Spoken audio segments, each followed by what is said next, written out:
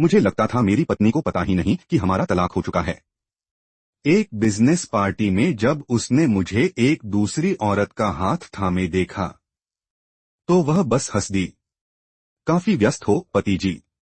मैंने उसकी बाहों में लाल आंखों वाले अपने चांद जैसे प्रेमी को देखा और मन ही मन मुस्कुरा दिया। उस रात उसने मुझे कमरे में घेर लिया और उस आदमी की ओर इशारा करके पूछा, आखिर क्यों? मैंने कोई जवाब नहीं दिया, बस मुझे हंसी आ रही थी। आखिरकार उसके दिल में तो हमेशा उसका वही पहला प्यार था। पूरी दुनिया जानती थी कि उसने मुझसे शादी क्यों की थी, क्योंकि उसके पहले प्यार ने शादी वाले दिन ही उसे छोड़ दिया था। इसलिए मैंने एक बेढंगी सी सूट पहनकर उस लड़की से शादी कर ली जिसे मेरा नाम तक याद नहीं था। हमारे नए नए दोस्तों तक को मेरे लिए तरस आता था। उनकी नजर में मैं बस अपनी पत्नी के पहले प्यार का विकल्प था। यहाँ तक कि हमारी सुहागरात के बीच में भी उसके पहले प्यार का फोन आया और वह उसे छोड़कर चली गई। फिर भी मैंने कुछ नहीं कहा। वह सालों से अपने पहले प्यार से मिलने विदेश जाती रही और मैंने भी कभी शिकायत नहीं की, जब तक कि एक दिन उसके पहले प्यार की तलाक की बात खत्म नहीं हो गई। तभी मैंने अनजाने में उसे यह पूछते हुए सुन लिया, मैं अब वापस आ गया हूँ, क्या तुम अब भी मुझसे शादी करोगी? सुनियान कुछ पल चुप रही, फिर दृढ़ता से बोली, हाँ करूंगी। उसी पल मुझे समझ आ गया कि अब मुझे सुनियान के पति की जगह उसे वापस कर देनी चाहिए। अगले दिन मैंने उसे तलाक के कागज थमा दिए। उसने उन्हें देखा तक नहीं। वह अपने पहले प्यार से फोन पर बातें करती रही और साथ ही कागजों पर दस्तखत कर दिए। मेरी एक बात भी नहीं सुनी और जल्दी से वहां से चली गई। मैं उस औरत को जाते हुए देखता रहा और अचानक मेरे मन में एक शरारती ख्याल आया। मैं जानना चाहता था कि सच्चाई पता चलने पर उसका चेहरा कैसा होगा। तलाक का सर्टिफिकेट मिलने में अभी आधे महीने से ज्यादा का वक्त था। इस दौरान मैंने अपना सामान समेटना शुरू कर दिया और अपने दोस्तों से भी विदा ले ली। लेकिन तभी सुनियान अचानक मुझे घर ले जाने खुद आ गई। वापसी के रास्ते में उसे आखिर कुछ याद आया और उसने पूछा, चेंजो, आधे महीने पहले तुमने मुझसे जिस कागज पर दस्तखत करवाए थे वो क्या था? इतने दिन बाद उसे पूछने की याद आई। सोचो भी तो सही, इन दिनों वह लगातार सॉन्ग जिंगनियन के पीछे लगी हुई थी। भला उसे इन छोटी छोटी बातों की परवाह कैसे होती? मैंने होंठ खोले और जवाब देने ही वाला था कि सुनियान का फोन फिर बज उठा। निया, मैंने बहुत पी ली है, सिर में बहुत दर्द हो रहा है, तुम मुझे लेने आओगी? फोन के दूसरी तरफ उसकी आवाज में हल्की सी बेबसी थी। सुनियान ने स्टीयरिंग पर हाथ रखे। उसकी पतली उंगलियां हल्की सी सफेद पड़ गईं। उसका चेहरा भी अचानक गंभीर हो गया। सॉन्ग जिंगनियन, मैं तुम्हें कई बार बता चुकी हूं, मैं शादीशुदा हूं। दूसरी तरफ कुछ पल खामोशी रही, फिर आवाज आई, तो शादीशुदा होने से क्या हुआ? उस शादी में दूल्हा तो असल में मैं ही था। उसकी बेपरवाह आवाज सुनकर सुनियान का चेहरा बदल गया। शादी के इन 3 सालों में मैंने उसे हमेशा ठंडे और बेरुखे अंदाज में ही देखा था, लेकिन पहली बार मैंने उसे इस तरह देखा। उसने अचानक गाड़ी रोक दी। टायरों के जमीन से घिसने की तेज आवाज गूंज उठी। तो क्या तुम आओगे? फोन के दूसरी तरफ अचानक खामोशी छा गई। कुछ पल बाद उसकी आवाज में हल्की सी सिसकी थी, माफ करना, आगे से मैं तुम्हें कभी परेशान नहीं करूंगा। जल्द ही फोन दूसरी तरफ से काट दिया गया। लेकिन सुनियान के चेहरे के भाव फिर भी नहीं बदले। काफी देर बाद आखिर उसने पूरी तरह हार मान ली। उसने बेबसी से कुछ शब्द टाइप करके भेजे, पता भेजो। जब उसने भेजा हुआ पता देखा, उसने परेशान सा चेहरा बनाकर मेरी तरफ देखा। मैं जानता था वह क्या कहने वाली है, इसलिए मैंने पहले ही कह दिया, तुम्हें कोई काम है तो चले जाओ, मैं टैक्सी लेकर घर चला जाऊंगा। मुझे कार से उतरते देखकर सुनियान को शायद थोड़ा बुरा लगा, इसलिए उसने धीरे से कहा, काम खत्म करके मैं वापस आकर तुम्हारे साथ रहूंगी। मैंने सिर हिलाया और वहीं खड़ा रह गया। देखता रहा जब तक उसकी कार धूल उड़ाती हुई दूर नहीं चली गई। मेरे दिल में अजीब सी मिलीजुली भावनाएं उमड़ रही थीं। सुनियान को पसंद करने का यह मेरा 7वां साल था। मुझे आज भी याद है जब पहली बार डांस रूम में उसे देखकर मुझे उससे प्यार हुआ था। वह डांस की ड्रेस पहनकर खूबसूरती से नाच रही थी। अपने दम पर उसने पूरे प्रांत की डांस प्रतियोगिता जीत ली थी और देखते ही देखते वह पूरे मंच की सबसे चर्चित शख्सियत बन गई। उस शाम घर लौटकर मैंने सुनियान को एक मैसेज किया। तुम जिस कागज के बारे में पूछ रही थी वह तुम्हारे ऑफिस की दराज में रखा है। जानना है तो खोलकर देख लेना। करीब आधे घंटे बाद जब मैं घर ही पहुंच चुका था तब जाकर सुनियान ने मुझे जवाब दिया, रहने दो, जो तुमने मुझसे साइन करवाया था, जाहिर है मैं उसे नहीं देखूंगी। यानी वह देखने वाली ही नहीं थी। हाँ, आखिर वह नशे में धुत सॉन्ग जिंगनियन को लेने के लिए इतनी उतावली थी तो उसे देखने का वक्त ही कहा था। भले ही वह कागज उसके हाथ बढ़ाते ही मिल सकता था। दिन यूं ही बीतता गया। अगले दिन शाम तक भी वह वापस नहीं आई। मैं पूरे समय घर पर रहा और चुपचाप सोशल मीडिया पर डाली अपनी सारी पोस्ट डिलीट करता रहा। फिर मैंने अपना खोला। बाहर आते ही मेरी नजर सॉन्ग जिंगनियन की नई 9 तस्वीरों वाली पोस्ट पर पड़ी। तस्वीरें होटल के कमरे में आराम करते हुए ली गई थीं। हर तस्वीर का एंगल बड़ी चालाकी से रखा गया था, जिसमें एक औरत का नाजुक हाथ साफ दिखाई दे रहा था। मैं जानता था वह सुनियान थी और यह भी जानता था कि सॉन्ग जिंगनियन ने यह जानबूझकर किया था, लेकिन अब मुझे इन छोटी छोटी बातों से कोई फर्क नहीं पड़ता था। मैंने फोन बंद किया और उठकर रसोई में चला गया। मैंने खुद ही रात का खाना बनाने का फैसला किया। अभी खाना बनकर तैयार ही हुआ था कि सुनियान अचानक वापस आ गई। उसके हाथ में केक देखकर मैं एक पल के लिए हैरान रह गया। तुम्हें तो मीठा खाना पसंद नहीं है ना? अचानक केक क्यों खरीदा? सुनियान मेरे पास आई। मेरा साधारण सा डिनर देखकर उसने हल्की सी भौहें सिकोड़ ली। आज तुम्हारा जन्मदिन है, भूल गए क्या? इतना सादा खाना क्यों खा रहे हो? मैं ठिठक गया। जब मैं 4-5 साल का था मेरे माता पिता का तलाक हो गया था। उन्होंने मुझे दादी के पास छोड़ दिया था। 15-16 साल की उम्र में दादी भी चल बसी। फिर मेरा ख्याल रखने वाला कोई नहीं था और मैंने जन्मदिन मनाना भी छोड़ दिया। लेकिन सुनियान से शादी के इन 3 सालों में उसे हर साल मेरा जन्मदिन याद रहा।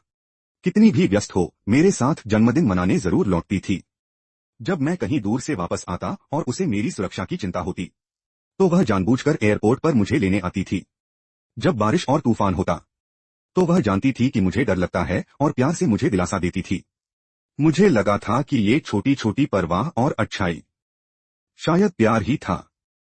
लेकिन शादी की 1 सालगिरह पर सुनियान ने कंपनी के काम का बहाना बनाकर हमारे लिए पहले से बुक किया हुआ डिनर रद्द कर दिया।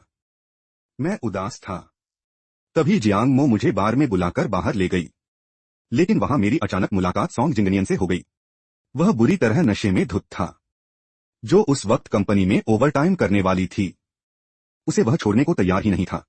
सुनियान ने उसका चेहरा पकड़कर गुस्से में उसे झटके से खुद से अलग किया। सॉन्ग जिंगनियन, ये क्या बकवास कर रहे हो? हाथ छोड़ो। तुम मुझे समझते क्या हो? जब चाहो छोड़ दो, जब चाहो अपना लो। कोई खिलौना समझ रखा है क्या? लेकिन सॉन्ग जिंगनियन उसकी एक बात भी नहीं सुन रहा था। जब उसे किसी तरह उससे अलग किया गया तो उसने फिर उसकी कमर पकड़ ली।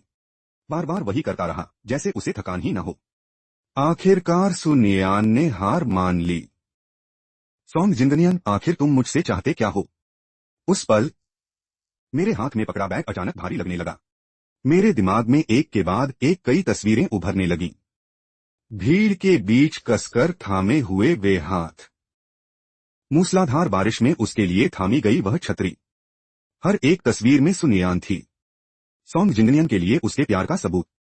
मैंने उन सभी पलों को अपनी आंखों से देखा था, इसलिए मैं इस सच्चाई से इनकार नहीं कर सकता था। चाहे हमारी शादी को 3 साल हो चुके थे, चाहे मैं उसका पति बन चुका था, चाहे कभी मुझे उसकी थोड़ी सी परवाह मिली हो, फिर भी इस बात से इनकार नहीं किया जा सकता था कि सुनियान की मेरे लिए वह थोड़ी सी परवाह भी बस उस वक्त की थी जब सॉन्ग जिंगनियन कुछ समय के लिए उसकी जिंदगी से दूर था। मैं उस थोड़ी सी मिठास को पाकर खुद को समझता रहा कि मुझे उसका पूरा प्यार मिल गया है, लेकिन असल में मैंने उसका एक पल भी सच में हासिल नहीं किया था। इसलिए केक पर लिखी 24 की उम्र देखकर भी मेरे दिल में कोई हलचल नहीं हुई। मैंने बस बेहद शिष्टता से सिर हिलाया और कहा, शुक्रिया। सुनियान ने मोमबत्ती जलाई, फिर हल्की सी मुस्कुराकर बोली, चेन जो, हम पति पत्नी हैं। इतने अजनबी अंदाज में शुक्रिया मत कहा करो। चलो कोई इच्छा मांगो। मैंने सिर हिलाया और मोमबत्ती बुझाने ही वाला था कि सुन येआन का फोन बज उठा। उसकी हल्की सी कापती आंखों को देखकर मैं समझ गया कि फोन किसका था। मैं फिर बैठ गया और मेरी आशंका सही निकली। 1 मिनट बाद फोन कट गया। सुन येआन। बाहर धीरे धीरे दूर जाती कार की आवाज सुनती रही। मेरे होठों पर एक कड़वी मुस्कान आ गई। कमरे में लाइट नहीं जली थी। जलती हुई मोमबत्ती की लौ मेरी अकेली परछाई को दीवार पर झिलमिलाती हुई दिखा रही थी। मैंने हाथ जोड़कर अपनी 24वीं सालगिरह की एक इच्छा मांगी। नए साल में मैं सुनयान को पसंद करना छोड़ दूंगा। उससे मेरी अगली मुलाकात 3 दिन बाद 21वीं यूनिवर्सिटी के रियूनियन में हुई। वह लोगों से घिरी हुई सबके बीच बैठी थी। मुझे देखते ही वह मेरे पास आकर बैठ गई। हम दोनों को साथ बैठे देखकर कमरे का माहौल थोड़ा अजीब हो गया। मैं जानता था कि इसकी वजह मैं ही था। आखिर हमारे यूनिवर्सिटी के इन दोस्तों की नजर में मैंने सुनयान से शादी सिर्फ कुछ सालों तक उसका सहारा बनने के लिए की थी। इसलिए सब मुझे नीची नजर से देखते थे। लेकिन मुझे उनकी इन बुरी बातों की कोई परवाह नहीं थी। मैं चुपचाप बैठा रहा, बिना कोई प्रतिक्रिया दिए। कुछ देर से पहुंचा क्लास मॉनिटर एक बड़ा डिब्बा लेकर आया। उसने सबका अभिवादन किया। आज सबको यहां बुलाने का पहला मकसद पुराने दोस्तों से मिलना जुलना है। दूसरा, 5 साल पहले हमने अपने भविष्य के लिए जो खत लिखे थे उन्हें खोलने का समय आ गया है। तो आज साथ में देखते हैं। तुरंत सब लोग एक एक करके आगे आने लगे। पूरा कमरा शोर से गूंज उठा। चलो इसे थोड़ा मजेदार बनाते हैं। हर कोई इसमें से बेतरतीब तरीके से एक खत निकाल ले, कैसा रहेगा? हाँ, ये ठीक रहेगा। तो मैं पहले एक खत निकालता हूं। क्लास का सबसे मिलनसार लड़का भीड़ के बीच जा खड़ा हुआ। उसने सबसे पहले एक खत निकाला। आसपास बैठे कुछ अनजान लोगों ने उसे उकसाते हुए कहा, जल्दी से खोलो इसे। उसने लिफाफा खोला और खत बाहर निकाला। 5 साल बाद वाले मेरे नाम। तुम कैसे हो? इस वक्त मैं धूप में बैठकर तुम्हारे लिए यह खत लिख रहा हूं। पता नहीं जब तुम इसे पढ़ोगे तब तुम कहां होगे और कैसा महसूस कर रहे होगे। लेकिन मैं चाहता हूं कि तुम तक इस वक्त की मेरी भावनाएं पहुंचें। पहला हिस्सा सुनते ही पूरा कमरा अचानक शांत हो गया। सबकी नजरें एक साथ मेरी तरफ मुड़ गईं। जो सुनयान अभी तक फोन चला रही थी उसने भी सिर उठाया और हैरानी से अपने पास बैठे लड़के को देखने लगी।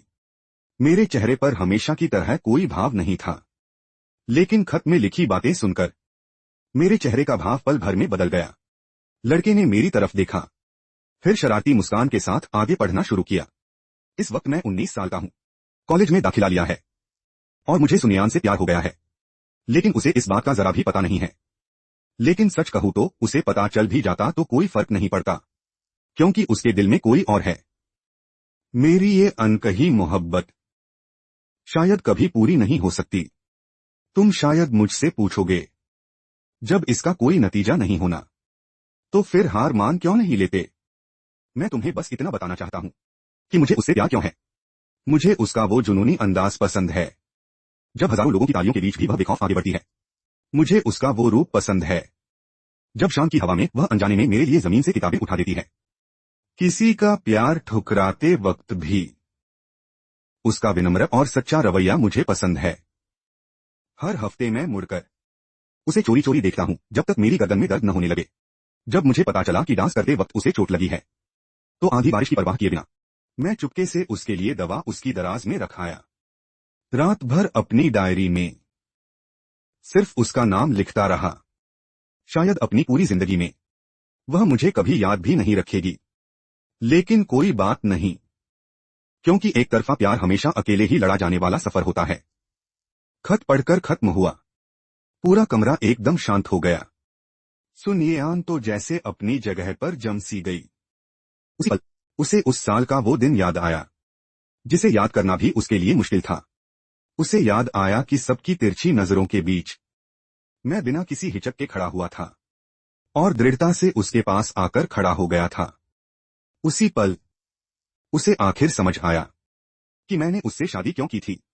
ये वैसा नहीं था जैसा दूसरे लोग कहते थे कि मैं उसके पैसे और हैसियत के पीछे था, बल्कि सिर्फ इसलिए क्योंकि मैं उससे कई सालों से एक तरफा प्यार करता था। उसी पल उसके भीतर लंबे समय से शांत पड़ा दिल पता नहीं क्यों अचानक तेजी से धड़कने लगा। अचानक उसका मन हुआ कि जो भी सवाल उसने इतने सालों से दबा रखे थे उन सबके जवाब जान ले। लेकिन इससे पहले कि वह कुछ पूछ पाती, सॉन्ग जिंगनियन का फोन आ गया। निया, मैं क्लब के नीचे हूं, कुछ लोगों ने मुझे घेर लिया है। उसकी बात पूरी भी नहीं हुई थी कि सुन येआन का चेहरा अचानक बदल गया। वह तुरंत उठकर नीचे भागी। हालांकि वहां लोगों का एक झुंड था, फिर भी उसने जल्दी से सॉन्ग जिंगनियन को अपने पीछे कर लिया। मैं भी तेजी से नीचे पहुंचा और मेरे सामने यही नजारा था। मैं ठिठक गया। अगले ही पल मैंने सुन येआन की तरफ देखा और सच में उसे सॉन्ग जिंगनियन को बचाकर वहां से ले जाते देखा। ये वो अपनापन था जो मुझे कभी नहीं मिला। मैंने नजरें झुका ली और आंखों में छिपे भावों को दबा लिया। फिर खुद पर ही एक कड़वी हंसी आई और मैं चुपचाप मुड़कर घर लौट गया। आधी रात तक सुन येआन वापस नहीं आई। जब उसने मुझे चुपचाप सोफे पर बैठे देखा, तब जाकर उसे कुछ सफाई देने का ख्याल आया। चेन जो आज वहां सब हमारे कॉलेज के दोस्त थे। सॉन्ग जिंगनियन की बात थी, मैं उसे मुसीबत में छोड़ नहीं सकती थी।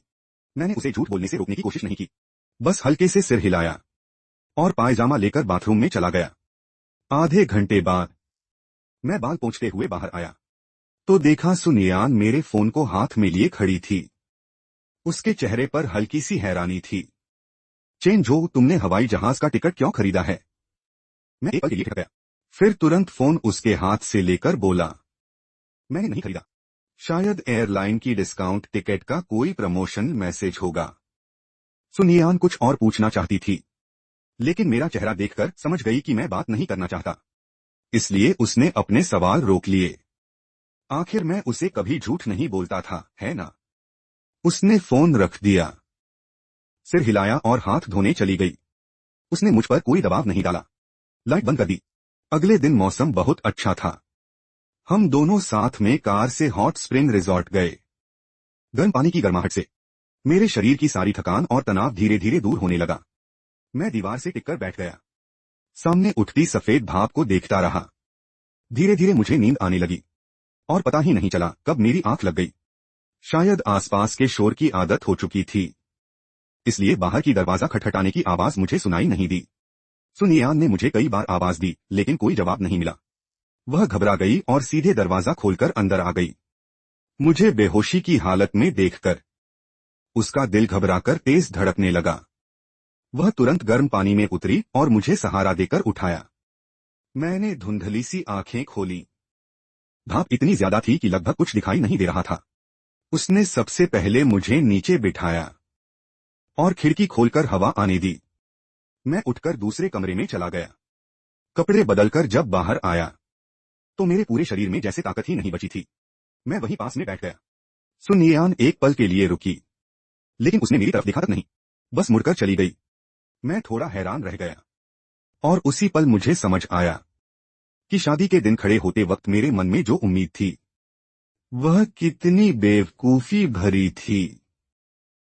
ऐसा कुछ नहीं होता कि बाद में आने वाला जीत जाए। दिल कोई ऐसी चीज नहीं कि एक पल में बदल जाए। प्यार है तो प्यार है, नहीं है तो नहीं है। मैंने शुरुआत से ही गलत दाव लगाया था, इसलिए अब जब सब कुछ मेरे हाथ से निकल चुका था तो मैंने भी इसे स्वीकार कर लिया। पता नहीं कितनी देर बीत गई, मैं आखिर में अकेला ही पीछे रह गया, ऊपर की चकाचौंध भरी लाइटों को देखते हुए। मैं चुपचाप हंस पड़ा। तभी एक स्टाफ का फोन आया और उसने बताया, तुम्हारा वीजा तैयार हो गया है। मैंने अपने सारे दस्तावेज वापस ले लिए और सामान पैक करना शुरू कर दिया। टेबल पर रखा कैलेंडर हर दिन एक पन्ना कम होता गया। जल्द ही उसके आखिरी पन्ने भी खत्म होने वाले थे। यह साल भी जल्द खत्म होने वाला था और मैं भी जल्द ही छोड़ने वाला था उस शहर को जहां मैंने 20 से ज्यादा साल बिताए थे। इस पूरे एक हफ्ते में सुन येआन एक बार भी घर नहीं लौटी।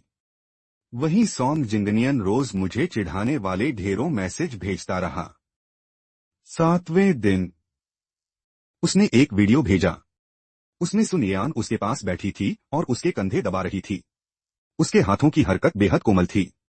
मैं वह वीडियो देखता रहा और साथ ही इन सालों में उसके लिए खरीदी मेरी सारी चीजें एक एक करके कूड़ेदान में फेंकता गया। 5वें दिन उसने कुछ तस्वीरें भेजी। सुनियान ने उसके लिए एक महंगी घड़ी खरीदी थी और अपने हाथों से वह घड़ी उसकी कलाई पर पहनाई। मैंने उसी वक्त हमारी शादी की तस्वीर चकनाचूर कर दी और उसे उठाकर आग में फेंक दिया। तीसरे दिन उसने एक रिकॉर्डिंग भेजी। उसमें सुनियान नींद में भी उसका नाम बुदबुदा रही थी। उस पल मेरा दिल पूरी तरह टूट गया। शादी के बाद उसने मुझे जो भी तोहफे दिए थे, मैंने वे सब पैक करके एक चैरिटी संस्था को भेज दिए।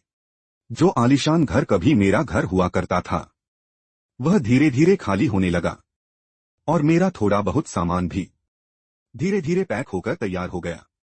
घर के नौकरों ने मुझे इस तरह सब कुछ छोड़ते देखा तो वे भी चिंतित हो गए। कई बार आकर मुझसे पूछ चुके थे कि आखिर हुआ क्या है। मैं बस मुस्कुराकर हल्के अंदाज में बोला, बस तलाक हो गया है।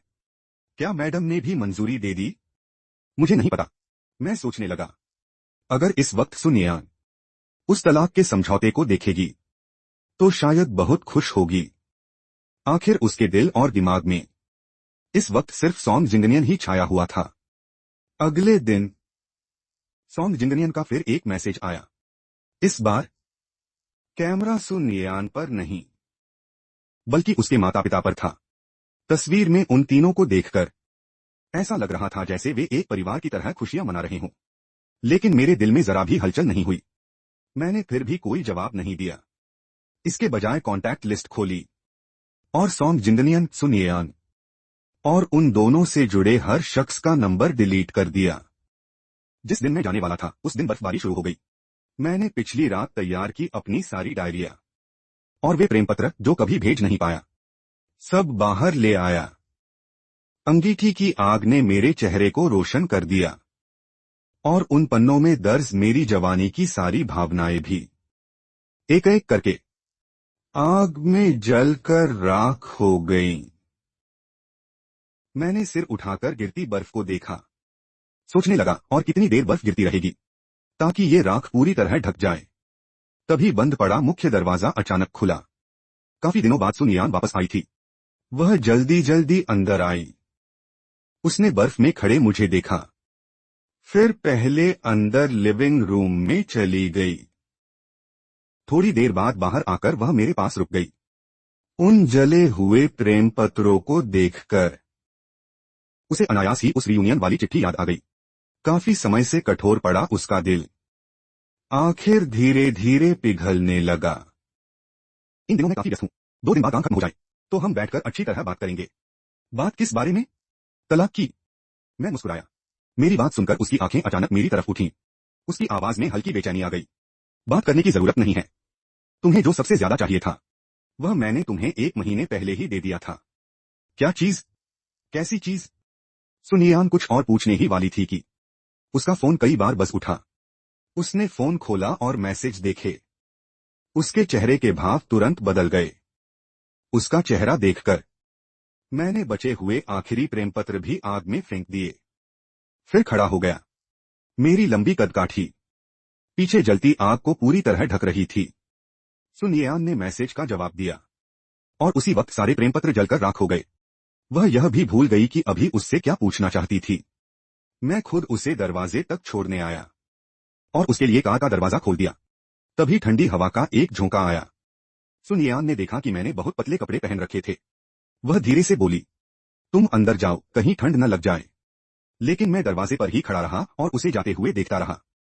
कार की खिड़की से सुनियान ने मुझे हाथ हिलाते हुए देखा। उसने धीमे से कुछ कहा।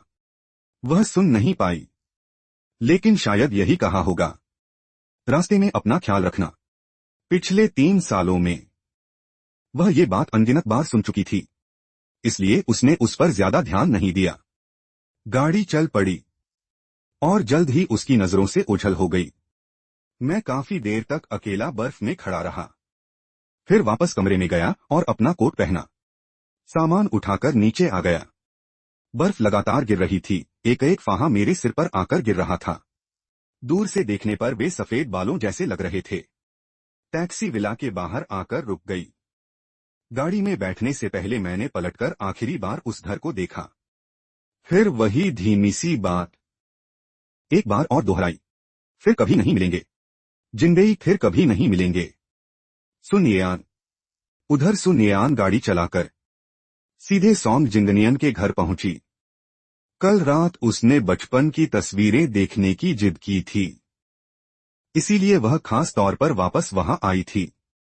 भारी सा बैग लेकर जब वह लिफ्ट के पास पहुंची तो रास्ते में उसकी एक अनजान औरत से टक्कर हो गई।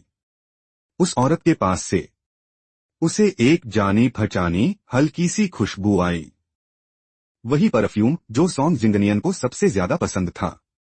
वह औरत अभी अभी उसके घर से निकली थी। क्या वह उसकी कोई दोस्त थी? सुन येआन के मन में हल्का सा शक पैदा हुआ, लेकिन तभी लिफ्ट आ गई। उसने ज्यादा नहीं सोचा, 7वीं मंजिल का बटन दबाया। उसे देखते ही सॉन्ग जिंगनियन के चेहरे पर चमकती मुस्कान आ गई। दोनों साथ बैठकर तस्वीरें देखने लगे और बचपन की यादें ताजा करने लगे। सुन येआन ने भी बाकी सारी बातें जल्द ही अपने दिमाग से निकाल दी। दोपहर तक सॉन्ग के माता पिता भी उसके घर आ गए। येआन, इन सालों में हम दोनों काम में इतने व्यस्त रहे। अगर तुमने जिंगनियन का ख्याल नहीं रखा होता तो पता नहीं उसकी हालत क्या होती, इसलिए तुम्हें धन्यवाद तो हमें कहना चाहिए। सॉन्ग जिंगनियन सुन येआन के पास आया। वह उसका हाथ पकड़ने ही वाला था कि सॉन्ग की मां ने उसे पीछे खींच लिया। अब तुम दोनों बड़े हो चुके हो और तुम भी अपना घर बसा चुकी हो। जिंगनियन अभी भी तुम्हारे पीछे पड़ा रहता है। तुम बुरा मत मानना, हम उसे अच्छी तरह समझा देंगे, आगे से तुम्हें परेशान न करे। लिविंग रूम का माहौल अचानक तनावपूर्ण हो गया। सुन येआन उनकी बातों का असली मतलब समझ गई। एक पल के लिए उसकी सांसें उलझ गईं, लेकिन उसने जल्दी ही खुद को संभाल लिया।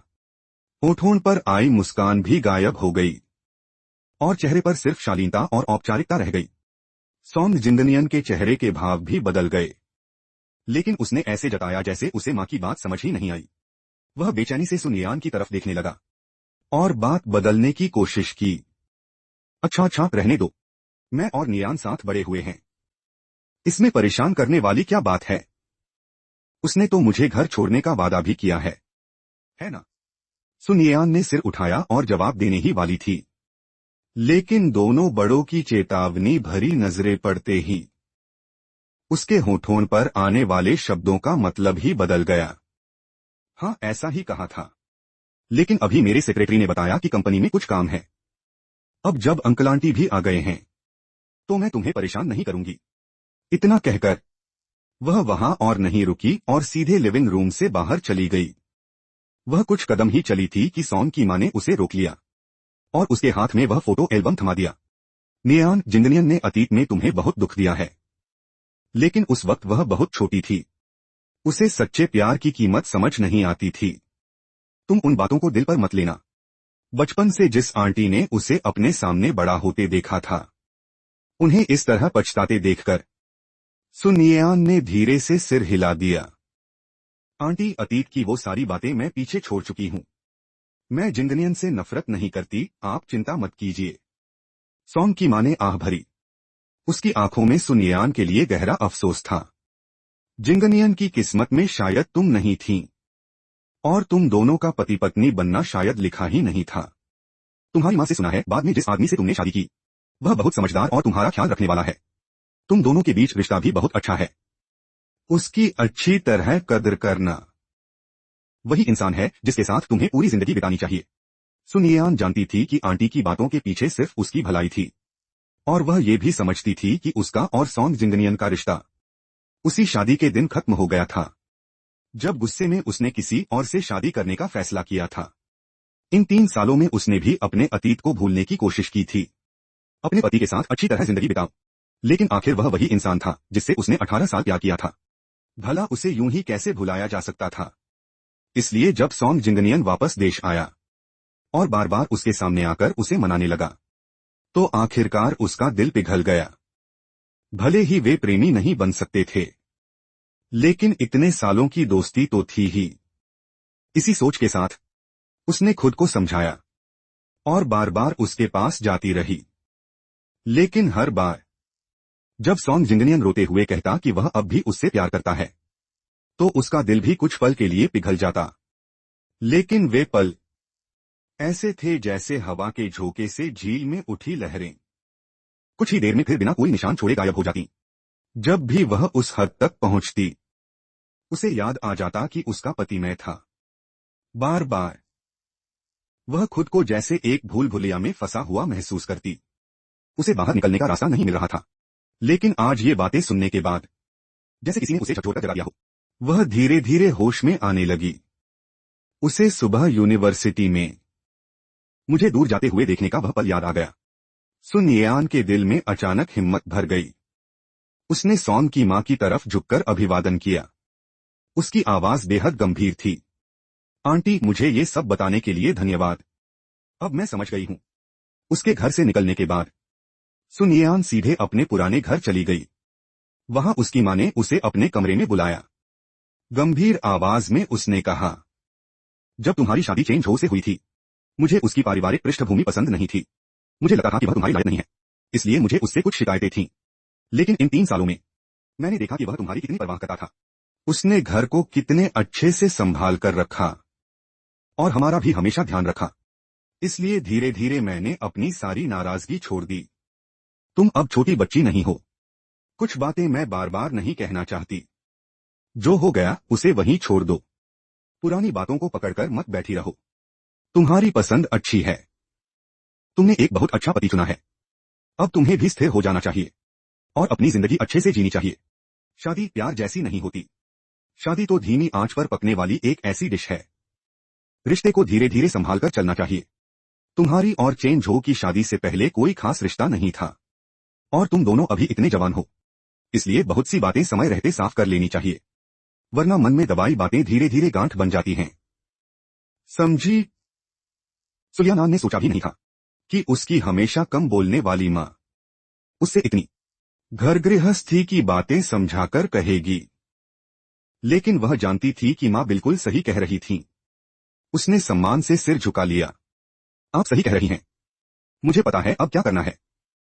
सुकी मां ने संतोष से सिर हिलाया, फिर एक डिब्बा निकालकर उसकी ओर बढ़ा दिया। ये मुझे मेरी शादी के समय तुम्हारी दादी ने दिया था। इसे चेन झो को दे देना। परसों तुम्हारे पापा का जन्मदिन है। उसे साथ लेकर वापस आना। हम सब साथ बैठकर खाना खाएंगे। सुलियानान ने डिब्बा खोला। अंदर रखी उस जेड की अंगूठी को देखकर वह कुछ पल के लिए ठिठक गई। अचानक उसे 3 साल पहले की बात याद आ गई। वो शादी जिसने तब काफी बवाल मचा दिया था। शादी के दिन फोन पर बात करने के बाद उसे खुद भी नहीं पता था कि मैं कब खड़ा हो गया। उसकी कुछ सहेलियां मुझे पीछे स्टेज की तरफ ले गईं। जब मैं दोबारा उसकी नजरों के सामने आया तो वह पलटकर मेरी ओर देखने लगी। शादी की रस्में शुरू हुई तो मुझे याद आया, मैंने वो थोड़ा ढीला सा सूट पहना था। और एक एक कदम मजबूती से बढ़ाते हुए उसके पास जा पहुंचा।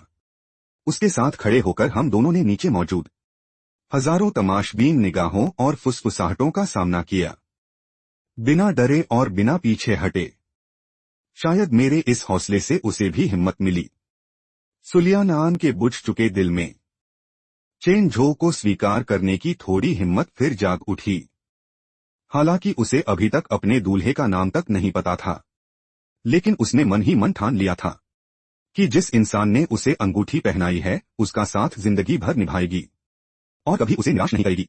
उसने उसकी जिंदगी के सबसे अंधेरे वक्त में उसकी तरफ जो मदद का हाथ बढ़ाया था, सुलियानान ने उस एहसान को कभी नहीं भुलाया। उसने अंगूठी वाला डिब्बा कार की आगे वाली सीट के नीचे रखी दराज में रख दिया। दराज बंद करने से पहले उसकी नजर उस फाइल पर पड़ी। वह सोचने लगी कि ये यहां कब रखी गई थी, लेकिन काफी सोचने के बाद भी उसे कुछ याद नहीं आया। वह उसे निकालकर देखने ही वाली थी, तभी चेन झो का फोन आ गया। लियानान, मेरे मम्मी पापा चले गए हैं। दोस्तों ने बाहर घूमने चलने को कहा है। तुम्हारा काम हो गया, चलो साथ में घूमने चलते हैं। इस बार सुलियानान ने बिना सोचे सीधे मना कर दिया। चेन झो का लहजा तुरंत बदल गया। वह हिचकिचाते हुए कुछ कहने ही वाला था, तभी उसने मीटिंग का बहाना बनाकर फोन काट दिया। उसने दराज बंद की और गाड़ी चलाकर घर लौट आई। हमेशा चहल पहल से भरी रहने वाली उस हवेली में आज कुछ ज्यादा ही सन्नाटा था। सुलियानान ने चारों तरफ नजर दौड़ाई तो देखा कि लिविंग रूम से कई चीजें गायब थीं।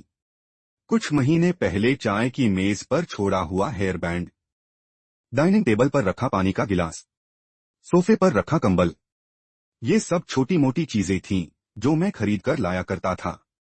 पहले शायद उसने इन पर कभी ध्यान नहीं दिया होता, लेकिन पता नहीं क्यों इस बार उसे तुरंत कुछ गड़बड़ महसूस हुई।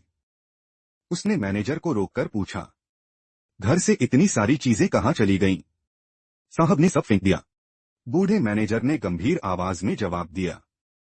उसने उसके चेहरे के भाव देखे, फिर हिचकिचाते हुए पूछा, मैडम क्या आप सच में साहब से? अरे लियानान, इतनी बर्फबारी में भी घर पर बैठी हो? मुझे पता था तुम घर पर ही होगी। आखिर कितने दिनों से तुम दोस्तों के साथ बाहर नहीं निकली हो? चलो आज साथ में थोड़ी शराब पीते हैं। कुछ करीबी सहेलियां हंस तेपतियाते अंदर आईं और सुलियानान का हाथ पकड़ लिया, फिर बिना उसकी बात सुने उसे बाहर ले गईं। उसकी शादी से जुड़ी जो बात अभी अधूरी थी वो इसी तरह उस शोर में दबकर रह गई। वैसे तो वे शराब पीने आई थीं, लेकिन सुलियानान की तबीयत का ख्याल रखते हुए सहेलियों ने बस कुछ गिलास पानी ही पिया। वह गेम खेल रही सहेलियों को देखते हुए 2 घूंट पानी पीती है। फिर उसने फोन निकाला और मुझे ढूंढा। उसने एक मैसेज टाइप किया, आज तुम्हारा काम कितने बजे खत्म होगा? तुम कहाँ हो और कितने बजे लौटोगे? मुझे अपना पता भेज देना, मैं थोड़ी देर में तुम्हें लेने आ जाऊंगी। बर्फबारी में सड़क फिसलन भरी है, संभल कर चलना, कहीं गिर मत जाना। वह मैसेज भेजने ही वाली थी, तभी पास बैठी एक सहेली ने फोन रखकर अपना चेहरा बदल लिया। उसने झट से सुलियानान का हाथ पकड़कर उठा लिया, फिर मेज के सामने बैठे बाकी लोगों से बोली, अरे चलो, यहां बैठकर क्या कर रहे हो? चलो बाहर चलते हैं, आज कुछ मजेदार देखने को मिलेगा। उसकी रहस्यमयी बातों ने सबकी उत्सुकता बढ़ा दी। सब आपस में तरह तरह की बातें करने लगे, लेकिन जैसे ही उन्हें पता चला कि कुछ तमाशा देखने को मिलेगा, सबके चेहरे खिल उठे। सब एक साथ गाड़ी में बैठ गए और रास्ते भर पूछते रहे कि आखिर जा कहाँ रहे हैं, लेकिन वह एक शब्द भी नहीं बोली, बस बीच बीच में सुलियानान की तरफ देख लेती। आखिर वे एक ऐसे बार में पहुंचे जहां वे पहले कभी नहीं गई थीं। गाड़ी से उतरने से पहले उस सहेली ने सुलियानान को सबसे आगे कर दिया। फिर उसने कुछ अजीब सी बातें कहीं।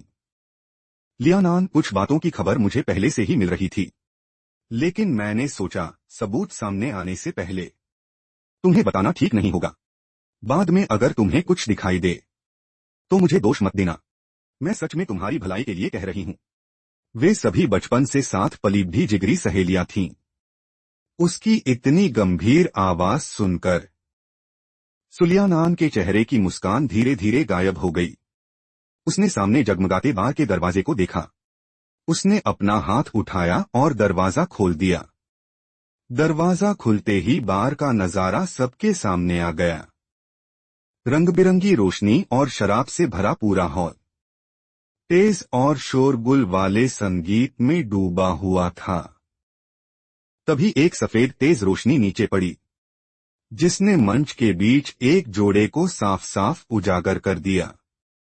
हालांकि उनके बीच काफी दूरी थी, फिर भी सुलियानान ने एक नजर में सॉन्ग जिंगनेन को पहचान लिया। वह एक बेहद हॉट और ग्लैमरस लड़की को गले लगाए हुए था।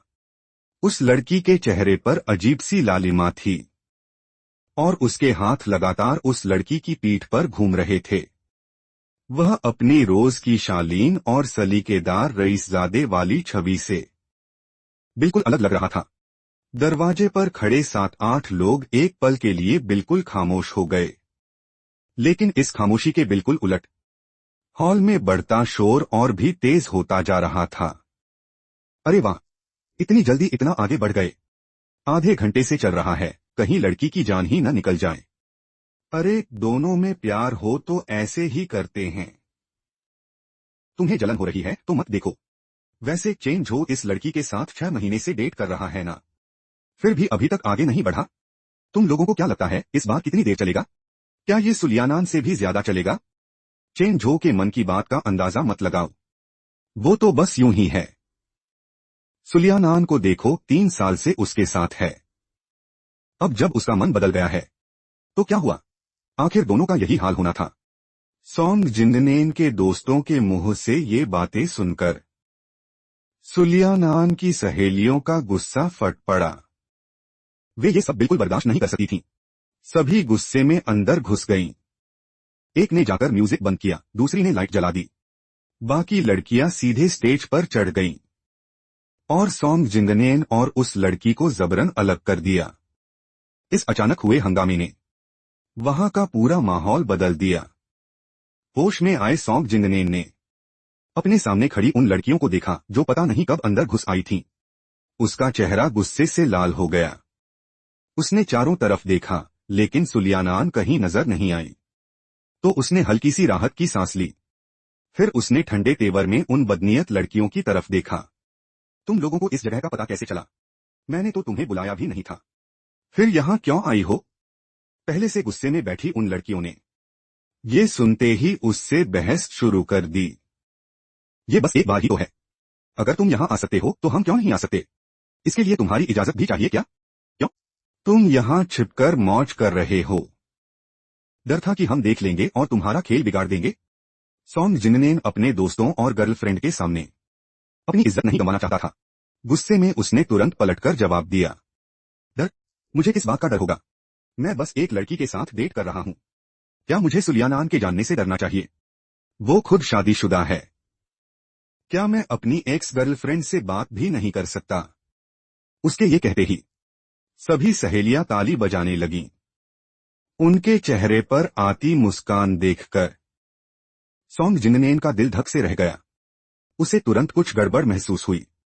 वह कुछ पूछने ही वाला था, लेकिन सहेलियों ने पहले ही बोलना शुरू कर दिया। इतने दिनों से बड़ा शरीफ और मासूम बनने का नाटक कर रहे थे, अब असली रंग सामने आ ही गया है। तो नाटक बंद करो। सॉन्ग जिननेन, तुम इस दूसरी लड़की को 6 महीने से डेट कर रहे हो, तो फिर एक साथ 2 नावों में पैर रखने की जरूरत क्या थी? आखिर तुम्हें लियानान को भी क्यों फंसाना था?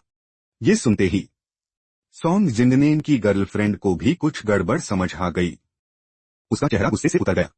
सॉन्ग जिननेन ने नहीं सोचा था कि आज ऐसी मुसीबत खड़ी हो जाएगी। उसे पता था कि अब मामला बिगड़ने वाला है। घबराहट में उसने बिना सोचे समझे बोलना शुरू कर दिया। क्या उसी ने मुझसे दोबारा रिश्ता जोड़ने के लिए नहीं कहा था? मैं तो उसे बिल्कुल पसंद नहीं करता। मैं भला उसे क्यों छेड़ने जाऊंगा? वो तो कुत्ते की तरह मेरे पीछे पड़ी रहती है, पीछा छोड़ने का नाम ही नहीं लेती। 3 साल पहले ही मैंने उससे रिश्ता तोड़ लिया था, इसीलिए मैंने जानबूझकर शादी से भागने का फैसला किया था। मेरे विदेश जाने का इससे कोई लेना देना नहीं था। अब मुझे सिर्फ अपनी गर्लफ्रेंड से प्यार है। ये सब सच में तुम्हारे दिल की बात है? उन लोगों के सवाल का सामना करते हुए सॉन्ग जिननेन भी पीछे हटना नहीं चाहता था। उसने अकड़कर गर्दन उठाई, जैसे उसे खुद पर बहुत घमंड हो। बिल्कुल, अगर सुलियानान खुद भी यहां आ जाए तब भी मैं यही सच उसके मुंह पर कहूंगा। उसके इस भरोसे के बाद किसी ने कुछ नहीं कहा। सभी सहेलियां एक दूसरे को देखकर पीछे हट गईं और उनके बीच एक रास्ता बना दिया। उनके एक साथ पीछे हटने का अंदाज देखकर सॉन्ग जिननेन की दोनों आंखें फड़क उठीं। उसने अपना सिर घुमाया। दरवाजे पर खड़ी उस जानी पहचानी आवाज को देखकर सॉन्ग जिननेन की बेचैनी भरी धड़कन अचानक थमसी गई। नीचे खड़े तमाशा देख रहे लोगों ने भी उसके साथ पीछे मुड़कर देखा। 3 साल बाद आज सुलियानान एक बार फिर सबकी नजरों का केंद्र बन गई थी, लेकिन उसके चेहरे पर उम्मीद के मुताबिक कोई भाव नहीं था। लोगों ने जिन भावनाओं की कल्पना की थी, जैसे सदमा, निराशा, दर्द या शर्मिंदगी, उनमें से एक भी उसके चेहरे पर नहीं था। बस सब कुछ सह लेने के बाद की एक गहरी राहत थी, और जैसे कोई बड़ा सपना टूटने के बाद की खामोशी। शोर करती भीड़ के उस पार वह स्टेज पर खड़े उस पीले पड़े चेहरे वाले आदमी को देख रही थी। उस आदमी को जिसे उसने इतने सालों तक प्यार किया, लेकिन कभी पा नहीं सकी। उस आदमी को जिसने उसे शादी के मंडप में अकेला छोड़ दिया था। इस पल वह उसे अचानक बेहद अजनबी लग रहा था, जैसे वह उसे पहली बार देख रही हो। हालांकि वह उसे पूरे 18 सालों से जानती थी। मैंने एक एक शब्द सुन लिया। शुक्रिया, तुमने मुझसे झूठ बोलना जारी नहीं रखा। आखिरकार आज तुमने मुझसे एक सच तो कहा। सौंग जिंगने। चारों तरफ उठती धीमी फुसफुसाहटों के बीच सुलियानान की आवाज शांत और संयमित थी। ऐसा बिल्कुल नहीं लग रहा था कि वह किसी से भिड़ रही है, बल्कि जैसे बस आज के मौसम की बात कर रही हो। स्टेज पर खड़ी उसकी सहेलियां उसे इस तरह देखकर अचानक 3 साल पहले का वो दिन याद करने लगी, जब मैं पहली बार उनके सामने आया था। तब भी उसके चेहरे पर बिल्कुल यही भाव थे, वही उम्मीद, वही घबराहट। मैं इस वक्त सिंगल हूं। अगर तुम्हें कोई ऐतराज नहीं है तो मैं तुम्हारा पार्टनर बन सकता हूं। सुलियानान ने शांत स्वर में ये बात सबके सामने कहने के बाद अपनी नजरें झुका लीं। उसके होठों पर हल्की सी मुस्कान आ गई। उसे मेरी बात याद आ गई और इसी पल उसे आखिरकार समझ आया कि उस दिन मैं कितने दबाव के बावजूद उसके साथ आकर खड़ा हुआ था। उस जैसे कम बोलने वाले और भावनाएं न जताने वाले इंसान ने सिर्फ उसके लिए इतना सब कुछ किया था, लेकिन उसे ये समझने में 3 साल लग गए। 3 साल बाद जाकर वह मेरे गहरे और सच्चे प्यार को समझ पाई। अच्छा हुआ अभी भी बहुत देर नहीं हुई थी। सुलियानान अब इन बेकार की बातों के लिए अपना वक्त नहीं गंवाना चाहती थी। इन बेकार की बातों में वक्त बर्बाद किए बिना वह बिना पीछे देखे वहां से चली गई। उसका हर कदम बेहद दृढ़ था। गाड़ी में वापस बैठने के बाद सुलियानान ने अपना फोन निकाला। उसने वो मैसेज जो अभी तक भेजा नहीं था आखिरकार भेज दिया। टन की आवाज हुई। उसे लगा कि मुझे मैसेज मिल गया होगा। उसने नजरें झुका लीं। सफेद बर्फ से घिरी स्क्रीन पर लाल रंग का निशान बेहद चुभ रहा था। नीचे दिख रहे उस लाल चेतावनी के निशान को देखकर उसने जल्दी जल्दी कई बार पलकें झपकाईं। स्क्रीन के बीच में मेरा नाम था और बाईं तरफ लगी तस्वीर भी साफ थी। वो मेरी ही प्रोफाइल थी, लेकिन मैंने उसे बिना किसी वजह ब्लॉक क्यों कर दिया था? सुलियानान को कुछ समझ नहीं आया। उसने दोबारा कुछ मैसेज भेजे, लेकिन फिर भी वह ब्लॉक ही था। उसका शांत और ठहरा हुआ दिल अचानक बेचैनी की अनगिनत लहरों से भर उठा। उसकी समझ कह रही थी कि जरूर कुछ हुआ है, लेकिन उसका दिल इस बात को मानने से इनकार कर रहा था। वह खुद को शांत करने के लिए तरह तरह के बहाने ढूंढने लगा। आज सुबह भी तो मैंने रोज की तरह उसे घर से विदा किया था। उसका चेहरा भी बिल्कुल सामान्य लग रहा था। जाते वक्त उसने मुझे हाथ हिलाकर अलविदा भी कहा था। हो सकता है बस गलती से ब्लॉक हो गया हो। सुलियानान खुद को समझाने की पूरी कोशिश कर रही थी, लेकिन उसकी गाड़ी पूरी रफ्तार से घर की ओर दौड़ रही थी। उसकी बेकाबू रफ्तार ने उसके बेचैन दिल की हालत बयां कर दी। उसने रास्ते में 10 लाल बत्तियां तक तोड़ दी और अंधेरा होने से पहले घर पहुंच गया।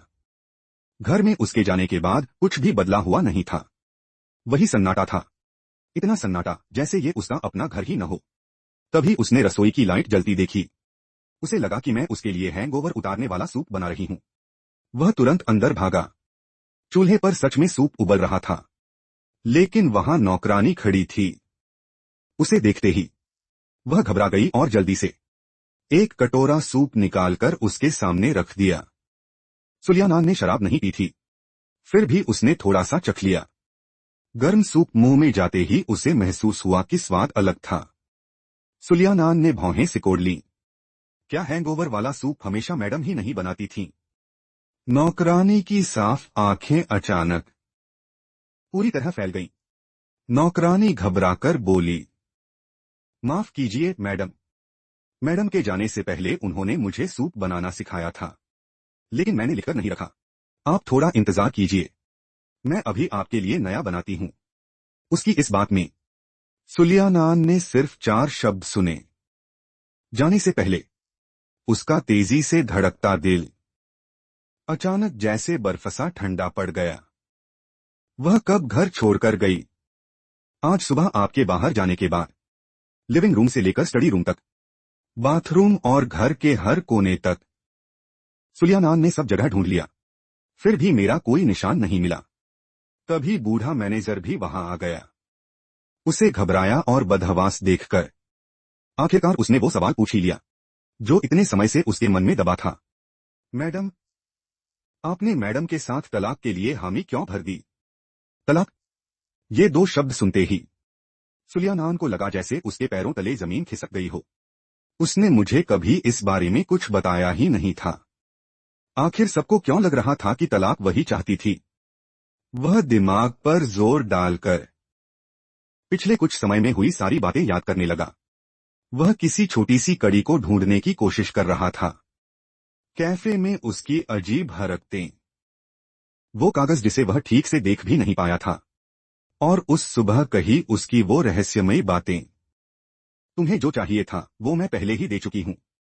उसे वो बात याद आई जिसे वह पूछ भी नहीं पाया था। सौंग न्यानान की बेचैनी बढ़ती जा रही थी। उसने एक तरफ सेक्रेटरी को मेरा पता लगाने भेजा और खुद गाड़ी लेकर मुझे ढूंढने निकल पड़ा। सबसे पहले वह उस पुराने घर में गया जहां मैं शादी से पहले रहती थी। वहां उसने सच में खुले हुए दरवाजे और खिड़कियां देखीं। आस पड़ोस के लोगों ने उसे बताया कि मैं कल वापस आई थी और काफी सामान लेकर गई थी। लग रहा था जैसे मैं हमेशा के लिए कहीं दूर जाने वाली हूं। तभी अगले ही पल सेक्रेटरी का मैसेज आ गया। सर, मुझे पता चला है कि मैडम ने आधे महीने पहले विदेश जाने की एक फ्लाइट टिकट खरीदी थी। आज सुबह की फ्लाइट थी, अब तक वो वहां पहुंच चुकी होंगी। तो वो घर छोड़कर नहीं गई थी, बल्कि विदेश जाने का फैसला कर चुकी थी। ये बात समझ में आते ही सौंग न्यानान के दिल में बेचैनी और बढ़ गई। उसे कुछ समझ नहीं आ रहा था। आखिर मैंने अचानक तलाक लेने का फैसला क्यों किया और बिना कोई संकेत दिए चली क्यों गई? मेरी पत्नी बनकर उसके साथ रहना, क्या यही तो मेरी हमेशा से चाहत नहीं थी? उसने सेक्रेटरी से अमेरिका जाने की फ्लाइट टिकट बुक करने को कहा। फिर सुन्यानान वापस गाड़ी में आ गया। उसने गाड़ी स्टार्ट नहीं की, बस सीट से टिककर बैठ गया। वह ब्लॉक हुई चैट को एकटक देखता रहा। पूरा दिन चार्ज न किया हुआ फोन लो बैटरी की चेतावनी देने लगा। उसने चार्जिंग केबल निकालने के लिए दराज खोली। तभी उसकी नजर उस फाइल पर पड़ी।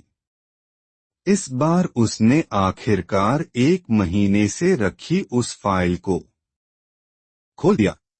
सबसे ऊपर लिखे 4 शब्द देखते ही तलाक का समझौता। सुन्यानान के हाथ अनियंत्रित होकर कांपने लगे। फिर भी उसने खुद को शांत रखा। वह पन्ने पलटता गया, आखिरी पन्ने तक। वहां अपना हस्ताक्षर देखकर वह पूरी तरह स्तब्ध रह गया। उसका हस्ताक्षर तलाक के समझौते पर कैसे था? उसे साइन करने की कोई याद क्यों नहीं थी? सुन्यानान का दिमाग तेजी से दौड़ने लगा। वह उन सारी बातों को जोड़ने की कोशिश करने लगा जिन्हें उसने पहले नजरअंदाज कर दिया था। ये समझौता तैयार करने वाला मैं ही था, और सिर्फ एक बार मैंने उससे साइन करने को कहा था, वो भी 1 महीने पहले कैफे में। तब मैंने कहा था कि मैं उसे तलाक का एक तोहफा दूंगी, लेकिन वह उसे देख भी नहीं पाया था और वहां से चला गया था।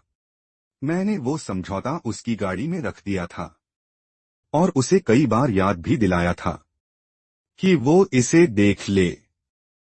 पूरा 1 महीना बीत गया, लेकिन उसने एक बार भी इसे खोला नहीं। कुछ दर्जन पन्नों का ये हल्का सा कागज अब सुन्यानान के हाथों में पहाड़ जितना भारी लग रहा था। और इसी पल उसे आखिर समझ आया कि मैं क्यों चली गई थी। मैंने महसूस कर लिया था कि इस शादी को लेकर उसका मन अब भी दुविधा में था। मुझे लगा था कि वह वापस सौंग जिंगनेन के पास जाना चाहता है और मुझसे तलाक ले लेगा। इसलिए मैंने उससे पहले ही चले जाने का फैसला किया। और वो चीज जिसे मैं उसके लिए छोड़कर गई थी, वही तलाक का ये समझौता था। मैंने उसे आजादी देने का फैसला किया, उस दिल को आजाद करने का फैसला किया जो सालों से अपने पुराने प्यार को नहीं भूल पाया था। विमान शिनजियांग में उतरा तो वहां उस वक्त दोपहर थी। मैं एयरपोर्ट के बाहर खड़ी थी। वहां मेरी मुलाकात काफी समय बाद अपनी पुरानी टीचर से हुई, शू नानछियाओ। मेरे चौथे साल में टीचर ने यूनिवर्सिटी की नौकरी छोड़कर अपना बिजनेस शुरू कर दिया था। 3 साल की मेहनत के बाद उन्होंने गुलिगू में आखिरकार अपनी जगह बना ली। मुझे उन्हीं की तरफ से नौकरी का ऑफर मिला था, इसीलिए मैंने विदेश जाने का फैसला किया। 30 की उम्र पार कर चुकी ये बेहद काबिल महिला कॉलेज के दिनों में ही छात्रों के साथ घुल मिल जाती थीं, और अब नौकरी छोड़ने के बाद भी उनका स्वभाव वैसा ही था। मुझे देखते ही उन्होंने गर्मजोशी से हाथ हिलाया। चेन झो, कितने समय बाद मिल रहे हो? मैं सामान का बैग खींचते हुए उनके पास गया। मेरे चेहरे पर भी मुस्कान थी। शू मैडम, आपसे भी बहुत समय बाद मिल रहा हूं। मैंने नौकरी छोड़ दी है, अब भी मुझे मैडम बुलाओगे? अगर तुम्हें बुरा न लगे तो आज से मुझे नानचियाओ दीदी बुलाना। उनका हंसमुख और अपनापन भरा अंदाज विदेश आने के बाद भी मेरे लिए बिल्कुल नया था, लेकिन उनकी गर्मजोशी ने मुझे बहुत सुकून दिया। इसलिए मैंने भी ज्यादा औपचारिकता नहीं की, सीधे उन्हें दीदी कह दिया। शू नानचियाओ मुस्कुराकर बोली और मेरा हाथ पकड़कर घर की ओर चल पड़ी। रास्ते में दोनों रास्ते भर पुरानी यादें ताजा करते रहे। कॉलेज के दिनों से लेकर बिछड़ने तक की बातें करते करते समय का पता ही नहीं चला। चेन झो, 6 महीने पहले तुम्हारी मास्टर्स पूरी हुई थी। मैंने तुम्हें अमेरिका आने का ऑफर भी दिया था, लेकिन तुमने तब मना कर दिया था। फिर अचानक अपना फैसला क्यों बदल लिया? मैं एक पल के लिए चुप हो गया, फिर जल्दी से खुद को संभाल लिया। कुछ सेकंड सोचकर मैंने धीरे से कहा, उस समय मैंने भी कुछ तय नहीं किया था। आगे क्या करना है समझ नहीं आ रहा था, और परिवार की वजह से भी विदेश नहीं आना चाहता था। इसीलिए मैंने तुम्हारा ऑफर ठुकरा दिया था। लेकिन अब मैंने सोच लिया है, जब आगे का रास्ता पता ही नहीं है तो क्यों न पहले कोशिश करके देखूं? शायद चलते चलते कोई नया सपना मिल जाए। शू नानचियाओ भी इस दौर से गुजर चुकी थीं।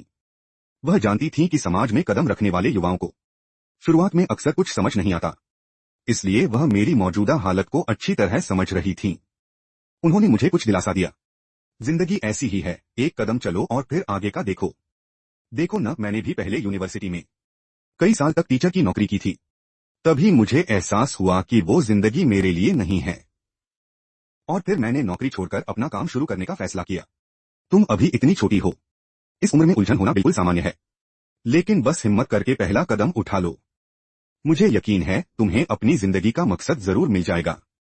शू नानचियाओ का ये जीता जागता उदाहरण देखकर मुझे जैसे कोई भरोसा मिल गया। मेरी सारी चिंता भी काफी कम हो गई। गाड़ी पार्क करने के बाद शू नानचियाओ मुझे अपार्टमेंट में ले गई। 2 बेडरूम और 1 लिविंग रूम वाला सादा सा घर था। घर दक्षिण की ओर था, इसलिए धूप खूब आती थी। सामान देखने के बाद हम दोनों सुपरमार्केट गए। वहां से रोजमर्रा की कुछ जरूरी चीजें खरीदी। सारा सामान घर पहुंचाने के बाद शू नानचियाओ ने मुझे और परेशान नहीं किया। अपना पता छोड़कर वह पहले ही चली गईं। मैंने थोड़ा सामान जमाया और बिस्तर पर लेट गई। खिड़की के बाहर धीरे धीरे अंधेरा छाते देख अचानक मुझे सब कुछ किसी सपने जैसा लगने लगा। कल इसी वक्त मैं बीजिंग की उस हवेली में थी। घर के कपड़े पहने खिड़की से बाहर गिरती बर्फ देख रही थी। आज मैं समुद्र के उस पार एक दूसरे शहर में पहुंच चुकी थी।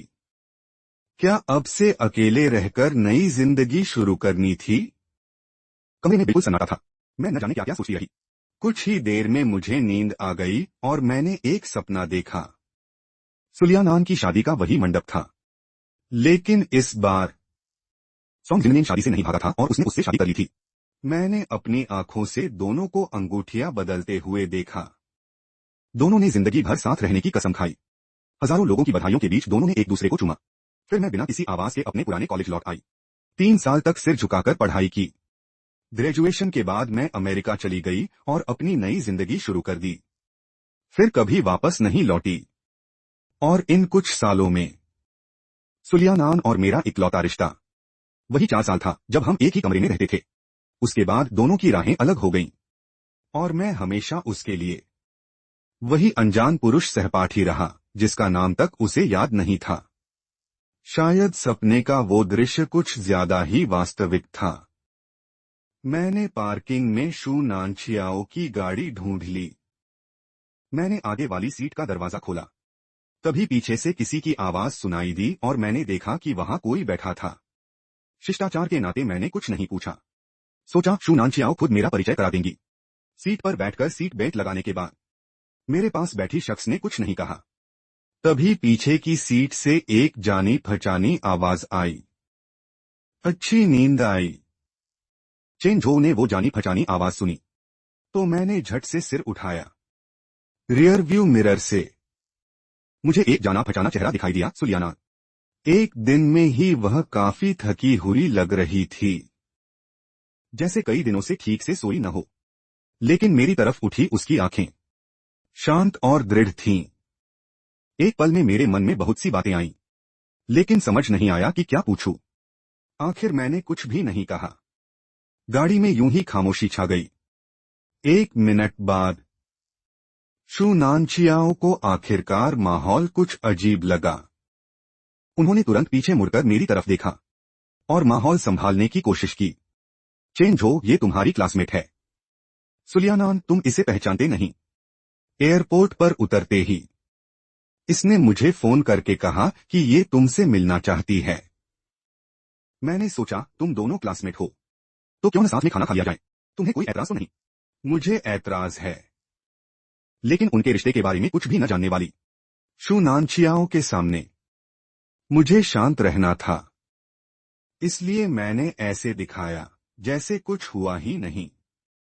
चेहरे पर हल्की सी मुस्कान लाकर जवाब दिया, नानचियाओ दीदी, जैसा आप ठीक समझें। बस जेट लैग की वजह से थोड़ा चक्कर सा आ रहा है। शू नानचियाओ ने मुस्कुराकर सिर हिलाया। ठीक है, धीरे धीरे आराम कर लेना। फिर वह पीछे बैठी सुलियानान से बात करने लगी। लियानान, तुम ठीक हो?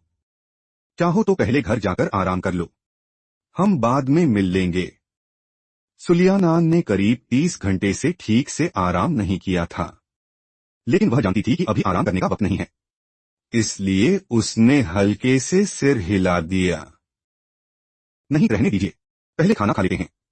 मैंने रेस्टोरेंट पहले ही बुक कर लिया है। तुम दोनों कॉलेज में भी शायद ही कभी बात करते थे। सोचा नहीं था कि ग्रेजुएशन के बाद भी इतनी किस्मत होगी कि सैन फ्रांसिस्को में अचानक मुलाकात हो जाएगी। अचानक मुलाकात? मैंने भले ही सिर झुका रखा था, लेकिन मुझे पीछे से आती उसकी गर्म निगाहें साफ महसूस हो रही थीं। मैं जानती थी कि सुलियानान यहां आई है तो जरूर मुझे ढूंढने ही आई है। सो ग्रुप की मुखिया, जिसकी हर तरफ खूब तारीफ होती है, जिसे बचपन से ही प्रतिभाशाली और खास माना गया, उसे मेरे जैसे गुमनाम और साधारण इंसान ने तलाक दे दिया। यकीनन उसके मन में नाराजगी तो होगी ही। मैंने आंखें बंद की और कनपटियों को दबाकर अपने दिमाग को शांत करने की कोशिश की, ताकि आगे जो भी होने वाला था उसका सामना कर सकूं। इस बीच उन दोनों की बातचीत जारी रही। इसे अचानक हुई मुलाकात नहीं कह सकते। मैं सैन फ्रांसिस्को एक जरूरी काम से आई हूं, इसलिए चेन झो से मिलना महज संयोग नहीं है। उसकी बातों से लग रहा था जैसे वह मुझे बहुत अच्छी तरह जानती हो, लेकिन मुझे देखकर ऐसा लग रहा था जैसे हम एक दूसरे को जानते तक नहीं। इस उलझे रिश्ते को देखकर शू नानचियाओ भी थोड़ा हैरान हो गई।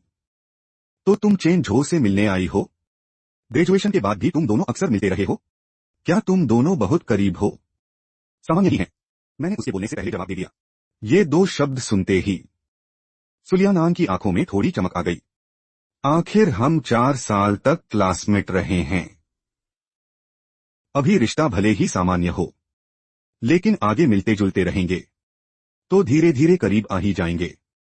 वैसे लियानान, इस बार अमेरिका किसी काम से आई हो? अकेली आई हो? परिवार को साथ नहीं लाई? मैंने सुना है तुम्हारी शादी हो गई है।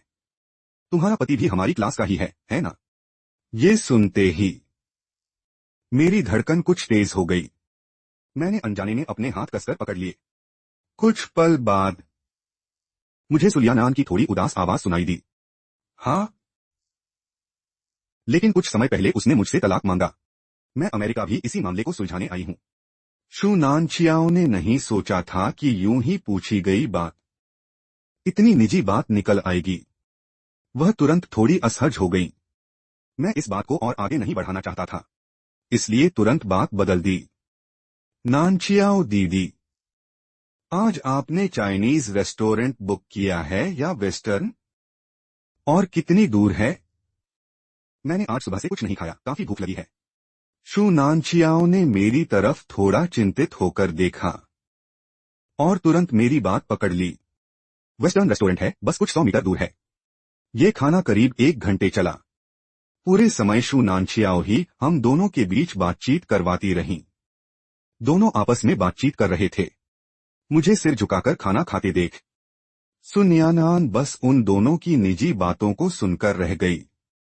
अभी खाना आधा ही हुआ था कि अचानक कंपनी में कुछ गड़बड़ हो गई। श्वेई नानचियाओ को उसे संभालने की जल्दी थी, इसलिए वह पहले ही चला गया। इस तरह यह खाना एक तलाकशुदा पति पत्नी की मुलाकात में बदल गया। माहौल अचानक तनावपूर्ण हो गया। मैंने आखिरी टुकड़ा स्टेक भी खा लिया। तभी सुन्यानान ने रेस्तरां का बिल मेरी तरफ बढ़ा दिया। मैंने उसे नहीं लिया, बल्कि उठकर एक टिश्यू निकाला। अब जब आमना सामना हो ही गया है तो सीधे मुद्दे पर आते हैं। जो कहना है अभी साफ साफ कह दो। सुन्यानान का आगे बढ़ा हाथ वहीं हवा में रुक गया। उसकी नजरें मेरी नजरों से जा मिली। हालांकि हमें अलग हुए सिर्फ एक दिन ही हुआ था, लेकिन सामने खड़ा यह इंसान उसकी यादों में बसे उस शांत और सज्जन पति से बिल्कुल अलग था। उसे समझ नहीं आ रहा था कि मैं बदल गया था, या उसने कभी मेरे असली रूप को देखा ही नहीं था। सोचने पर पता चलता है कि 3 साल पति पत्नी रहने के बावजूद, बिस्तर पर बिताए अंतरंग पलों के अलावा, उसने शायद ही कभी मुझे सच में गौर से देखा था, और उसने शायद ही कभी मेरे बदलते हुए भावों पर ध्यान दिया। मैं एक शांत झील की तरह था, जिसकी सतह पर न कोई लहर थी न हलचल, बस चुपचाप वहीं ठहरा रहता। जहां वह पीछे मुड़कर देखता तो मेरी गहराई साफ नजर आ जाती। समय बीतने के साथ वह धीरे धीरे भूल गया कि इस झील का पानी आया कहां से था, और आखिर किस वजह से यहां ठहरकर आगे बढ़ना छोड़ चुका था। लेकिन जब तक उसे इसकी आदत पड़ गई, तभी यह झील अचानक बहने लगी। बिना किसी रोकटोक के उस अनजान जगह की ओर बढ़ गई जहां तक पहुंचना उसके लिए मुश्किल था। जब वह उसे पकड़ने के लिए भागा, तभी उसे एहसास हुआ कि यह झील उतनी शांत नहीं थी जितना उसने सोच रखा था, और न ही यह उसकी मनमर्जी के लिए हमेशा वहीं ठहरी रहने वाली थी। पहले उसने मेरे बारे में जो कुछ भी समझा था, वह बस उसकी अपनी बनाई हुई एक धारणा थी। मेरे इस बिल्कुल नए और अनदेखे रूप का सामना करते हुए सुन्यानान कुछ पल के लिए असमंजस में पड़ गया, लेकिन वह जानता था कि मैंने तलाक लेने का फैसला क्यों किया। इसकी वजह कहीं न कहीं वही था। इसलिए बातचीत की शुरुआत में ही उसने ईमानदारी से मुझसे माफी मांगी। चेन झो, मुझे माफ कर दो। पिछले 3 सालों में मैंने एक पत्नी के तौर पर तुम्हें वो सम्मान नहीं दिया, और तुम्हें एक सामान्य वैवाहिक जीवन भी नहीं दे पाया। तुमने हमेशा मेरे लिए जो कुछ किया उसे नजरअंदाज किया। मुझे माफ कर दो। मैं जानता था कि इस वक्त उसकी कही हर बात दिल से निकली थी, लेकिन उसकी इन देर से आई माफियों से मेरा दिल नहीं पिघला। मैं समझ चुका था कि मेरे और सुन्यानान के बीच शुरुआत से ही सब कुछ गलत था। इस रिश्ते का अच्छा अंजाम होना तय ही नहीं था। जो इंसान तुमसे प्यार ही नहीं करता, उसके साथ पूरी जिंदगी एक परिवार बसाने की उम्मीद करना अपने आप में ही बेमानी था। और तो और, जब वह शुरू से आखिर तक किसी और को अपने दिल से निकाल ही नहीं पाया था। मैंने तलाक की मांग इसलिए की थी क्योंकि मुझे एहसास हो गया था कि 3 साल पहले मेरी सोच कितनी बचकानी थी। मैं बस अपनी गलत राह को सुधारना चाहता था। इसका जिम्मेदारी किसी के साथ या मेरे किए गए त्याग से कोई लेना देना नहीं था। इसलिए मैंने उसे सिर्फ इतना कहा, मुझे तुम्हारी माफी नहीं चाहिए, बस तलाक का समझौता जमा कर दो, और तलाक के कागज मेरे पास भेज दो, इतना ही काफी है। सुन्यानान वहीं खड़ा रह गया। यहां आते वक्त विमान में उसे लगा था कि अभी भी सब कुछ बचाया जा सकता है। क्या सच में तलाक लेना जरूरी है? मैंने उसकी आंखों में देखते हुए कहा। एक एक शब्द बिल्कुल साफ था। मैंने तुमसे शादी की क्योंकि मैं तुम्हें पसंद करता था, और अब तलाक लेना चाहता हूं क्योंकि मैं तुम्हें पसंद नहीं करता। बस इतनी सी बात है। रेस्तरां से निकलने के बाद मैं घर नहीं गया, बल्कि श्वेई नानचियाओ से मिलने चला गया। जब उसने मुझे अकेले आते देखा, तो उसके चेहरे पर हल्की सी हैरानी झलक गई। न्यानान, तुम्हारे जाने के बाद वो भी किसी काम में व्यस्त हो गया। सोचा 2 दिन बाद मेरी नौकरी शुरू होने वाली है, तो पहले आकर सब देख लूं। श्वेई नानचियाओ ने भी ज्यादा नहीं सोचा। संयोग से उसका काम भी खत्म हो चुका था, इसलिए वह बड़े उत्साह से मुझे पूरी कंपनी घुमाकर दिखाने लगा। ऑफिस की छुट्टी होने के बाद हम दोनों ने साथ में डिनर किया, और फिर अपार्टमेंट लौट आए। फोन खोला तो एक रिक्वेस्ट मैसेज आया हुआ था। वो सुन्यानान का था। मोदी। मुझे कुछ दिन पहले उसकी कही बातें याद आ गईं। जब तुमने तलाक लेने का फैसला कर ही लिया है तो मैं तुम्हारी इच्छा का सम्मान करूंगा। मैं तुम्हारे प्यार का जवाब नहीं दे पाया और तुम्हारी भावनाओं को ठेस पहुंचाई, मुझे माफ कर देना। लेकिन आखिर हम 3 साल पति पत्नी रहे हैं। भले ही अब हम अलग हो गए हैं, क्या हम फिर भी दोस्त बनकर रह सकते हैं? दोस्त? मेरे और सुन्यानान के बीच आखिर दोस्त बने रहने की जरूरत ही क्या है? मैं सोच भी नहीं पाया। मेरी सोच तो यही थी कि हम अच्छे से अलग हो जाएं और फिर कभी एक दूसरे से कोई वास्ता न रखें। इसलिए मैंने उसकी रिक्वेस्ट तुरंत स्वीकार नहीं की। रात 10 बजे जब मैं सोने वाला था तभी देखा कि सुन्यानान ने फिर से एक रिक्वेस्ट भेजी थी। इस बार साथ में एक मैसेज भी था। तलाक के समझौते में कुछ शर्तें हैं जिनके बारे में मैं तुमसे बात करना चाहती हूं। तलाक से जुड़ी बात है, इसलिए पहले रिक्वेस्ट स्वीकार कर लो। सुन्यानान ने कोई बेकार की बात नहीं की। उसने सीधे उन शर्तों को लाल निशान लगाकर भेज दिया जिन्हें बदलना था। मैंने ध्यान से देखा तो पता चला कि उसने पहले तय की गई संपत्ति के बंटवारे को बराबर हिस्सों में बांटने के लिए बदल दिया था। यानी तलाक का प्रमाण पत्र मिलने के बाद मुझे, यानी सुन्यानान की आधी संपत्ति मुझे मिलनी थी। इतनी बड़ी रकम अचानक मेरे हाथ लगने वाली थी, लेकिन मुझे यह ठीक नहीं लगा। इसलिए मैंने उसे एक वॉइस मैसेज भेजा। जहां तक संपत्ति के बंटवारे की बात है, वहीं पहले वाला समझौता रहने दो। तुम्हें कानून के हिसाब से मुझे इतनी सारी संपत्ति देने की जरूरत नहीं है, वरना मुझे ये सब लेना ठीक नहीं लगेगा। सुन्यानान को पहले से अंदाजा था कि मैं ऐसा ही कहूंगा। उसका जवाब भी जल्द ही आ गया। मुझे पता है कि तुमने मुझसे शादी पैसे के लिए नहीं की थी और मैंने समझौते में बदलाव भी किसी और वजह से नहीं किया। बस कानून के मुताबिक ये सब तुम्हारा हक है। तुम ज्यादा मत सोचो। मैंने उसे कुछ और समझाने की कोशिश की, लेकिन सुन्यानान बार बार यही जवाब देती रही। मैं भी थक चुका था, इसलिए उसे मनाने की कोशिश छोड़ दी और बात वहीं खत्म कर दी। समय धीरे धीरे बीतता गया। मैंने आधिकारिक तौर पर काम शुरू कर दिया और धीरे धीरे ऑफिस की जिंदगी का आदी हो गया। 1 महीने बाद मुझे तलाक का प्रमाण पत्र मिल गया। साथ ही अनगिनत संपत्तियां, घर, कंपनी के शेयर और दूसरी चीजें भी मिली। बैंक खाते में जमा बेशुमार रकम देखकर मुझे समझ नहीं आया कि इसका क्या करूं। इसलिए उसे रख लिया और ऐसे रहने लगा जैसे कुछ हुआ ही न हो। अपनी जिंदगी वैसे ही जीता रहा। ठंडी सर्दियां धीरे धीरे बीत गईं और फिर बसंत आ गया। मैं रोज की तरह काम पर गया। कंपनी पहुंचते ही श्वेई नानचियाओ ने मुझे मीटिंग के लिए अपने ऑफिस में बुला लिया। इस मीटिंग में देश की एक कंपनी के साथ प्रोजेक्ट पार्टनरशिप पर चर्चा होनी थी। मीटिंग में एक असिस्टेंट चुना जाना था जो श्वेई नानचियाओ के साथ वापस देश जाकर इस साझेदारी पर बातचीत करता। उसकी नजरें कमरे में बैठे सभी लोगों पर घूमी और आखिर में आकर मुझ पर रुक गईं। चेन झो, तुम मेरे साथ चलो। अचानक मेरा नाम सुनकर मैं काफी हैरान हुआ। मुझे नौकरी शुरू किए अभी 3 महीने ही हुए थे। सामान्य तौर पर मैं इतनी बड़ी जिम्मेदारी संभालने की स्थिति में नहीं था, लेकिन जब श्वेई नानचियाओ ने मुझे चुना था तो मेरे पास हाँ कहने के अलावा कोई रास्ता नहीं था। मीटिंग खत्म होने के बाद हम दोनों समझदारी से वहीं रुक गए। श्वेई नानचियाओ ने भी बात घुमाई नहीं। सीधे मुद्दे पर आते हुए उसने कहा, चेन झो, इस बार देश वापस जाकर हमें 4 कंपनियों के साथ कई जरूरी मुद्दों पर बात करनी है, लेकिन हमारा मुख्य ध्यान सो ग्रुप के साथ होने वाली साझेदारी पर रहेगा। सो नाम सुनते ही मुझे कुछ अंदाजा होने लगा। मैंने श्वेई नानचियाओ की ओर देखा। सुन्यानान। श्वेई नानचियाओ ने सिर हिला दिया। वह कुछ पल झिझका, फिर आखिरकार सीधे मुद्दे पर आ गया। पिछली बार तुमसे मिलने के बाद न्यानान ने मुझसे अलग से दोबारा मुलाकात की थी। इसी दौरान इस प्रोजेक्ट की शुरुआती सहमति तय हुई थी। तुम दोनों के बीच जो कुछ हुआ उसके बारे में उसने मुझे कुछ बताया था। मुझे लगा ये तुम्हारी निजी बात है, इसलिए मैंने कभी इसका जिक्र नहीं किया। लेकिन अब यह प्रोजेक्ट सबसे अहम दौर में पहुंच गया है। सब कुछ ठीक से हो यह सुनिश्चित करने के लिए मैं चाहता हूं कि तुम मेरी थोड़ी मदद करो। मेरे साथ वापस देश चलो और इस प्रोजेक्ट की बातचीत में शामिल हो।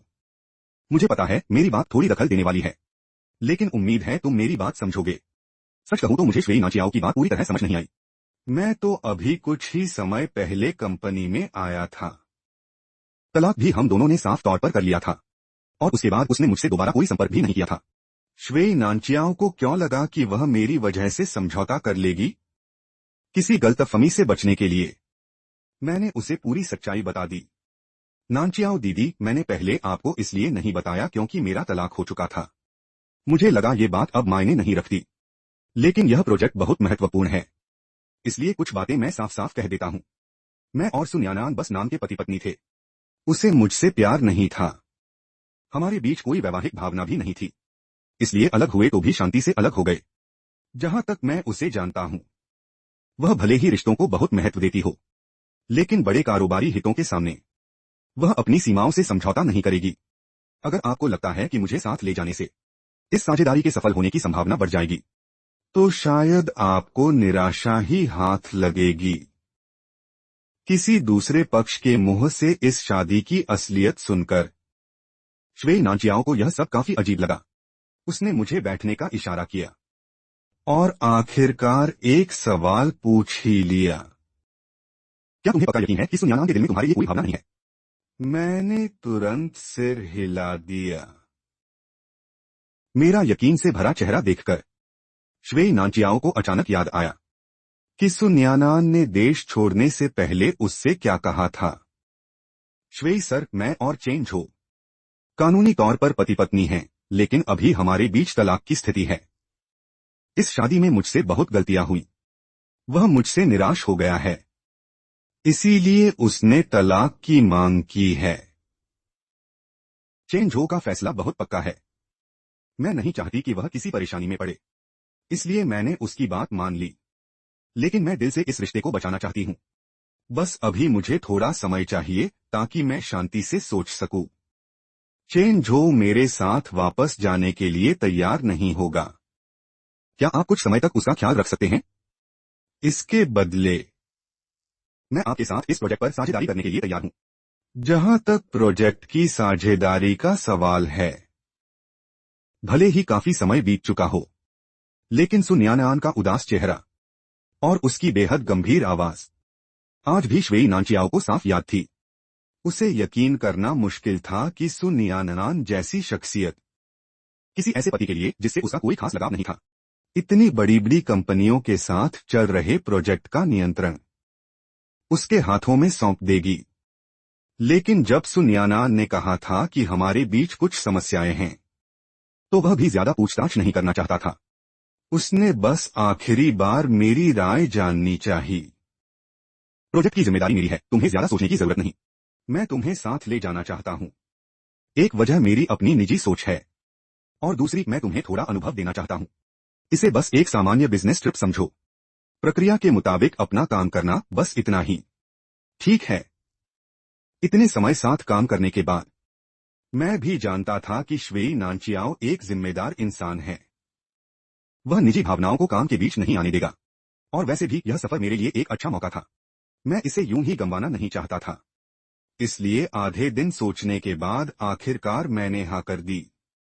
देश लौटने का समय एक हफ्ते बाद तय हुआ। मैं काम के साथ साथ अपना सामान भी पैक करता रहा। जैसे जैसे लौटने का दिन करीब आता गया, मेरा मन और शांत होता गया। जब मैं पीछे मुड़कर पुरानी बातें सोचता, तो सब कुछ बस एक सपने जैसा लगता। अब वह सपना टूट चुका था, और मैं भी पूरी तरह जाग चुका था। अब अतीत से कोई लगाव नहीं था। जहां तक सुन्यानान की बात थी, वह अब मेरे लिए फिर से वहीं लौट चुकी थी, जहां वह सिर्फ मेरी एक पुरानी सहपाठी थी। मैंने तय कर लिया था कि उससे मिलने पर उससे किस तरह पेश आना है।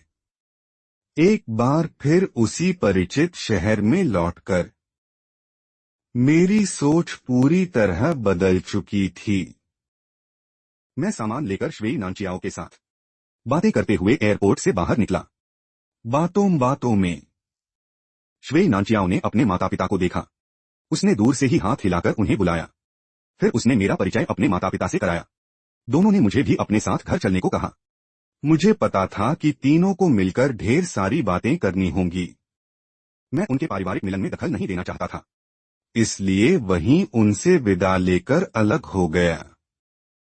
मैं अकेला सामान लेकर एयरपोर्ट से बाहर निकला तो देखा कि बाहर तेज बारिश हो रही थी। सड़क पर एक भी गाड़ी नहीं थी। मैंने तुरंत कैब बुक करने वाला ऐप खोला। अभी कैब बुक करने ही वाला था कि एक काली कार अचानक मेरे सामने आकर रुकी। मैंने अनायास सिर उठाया तो सामने से धीरे धीरे मेरी ओर आती सुनियानान दिखाई दी। कई महीनों बाद उसे देखा तो लगा वह काफी बदल गई थी। उसने बेज रंग की ट्रेंच कोट पहन रखी थी। उसका लंबा और सधा हुआ कद बेहद आकर्षक लग रहा था। मैंने नहीं सोचा था कि वह यहां आएगी, इसलिए मैं कुछ पल के लिए ठिठक गया। लेकिन वह सीधे मेरे सामने आकर रुक गई। उसकी आंखों में ऐसी जटिल भावनाएं थीं जिन्हें मैं समझ नहीं पा रहा था। चेन झो, बहुत समय बाद मिले। इन दिनों तुम ठीक हो? मैंने अनायास कुछ कदम पीछे हटकर उससे दूरी बना ली। हाँ, ठीक हूं। मेरे इस ठंडे रवैये से सुनियानान थोड़ी निराश हुई, लेकिन वह समझती थी कि यह बिल्कुल स्वाभाविक था। आखिर अब हम सिर्फ तलाकशुदा पति पत्नी थे। इसलिए उसने जल्दी से खुद को संभाल लिया। मेरे हाथ में बड़े से सूटकेस को देखकर उसने कहा, सामान काफी ज्यादा है, मैं तुम्हें होटल छोड़ देती हूँ।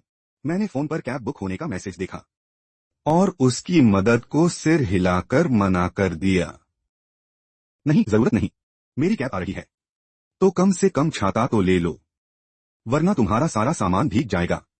मुझे समझ नहीं आया कि वह अचानक इतनी परवाह क्यों कर रही थी। मेरे दिल में एक अजीब सी बेचैनी उठने लगी।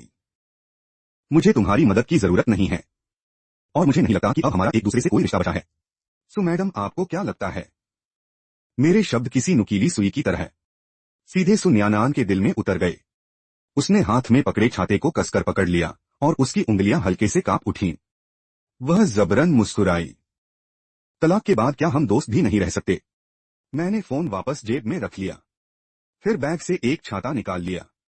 सामने आती अपनी कैब को देखते हुए मैंने कहा, शादी से पहले भी हम सिर्फ सामान्य सहपाठी थे, अब तलाक के बाद भी वहीं लौट जाते हैं। तुम और मैं वैसे भी अलग दुनिया के लोग हैं। दोस्त बने रहने की कोई जरूरत नहीं है। इसी तरह एक दूसरे की जिंदगी से दूर रहना ही बेहतर है। इस बार सुनियानान वहीं स्तब्ध रह गई। वह देखती रही कि ड्राइवर ने मेरा सामान उठाकर कार की डिक्की में रख दिया। फिर मैंने कार का दरवाजा खोला और छाता बंद कर लिया। उसे बस यही महसूस हो रहा था कि कुछ उसके हाथ से धीरे धीरे दूर जा रहा है। वह खुद को रोक नहीं पाई और आगे बढ़ी। उसने बंद होते कार के दरवाजे को पकड़ लिया।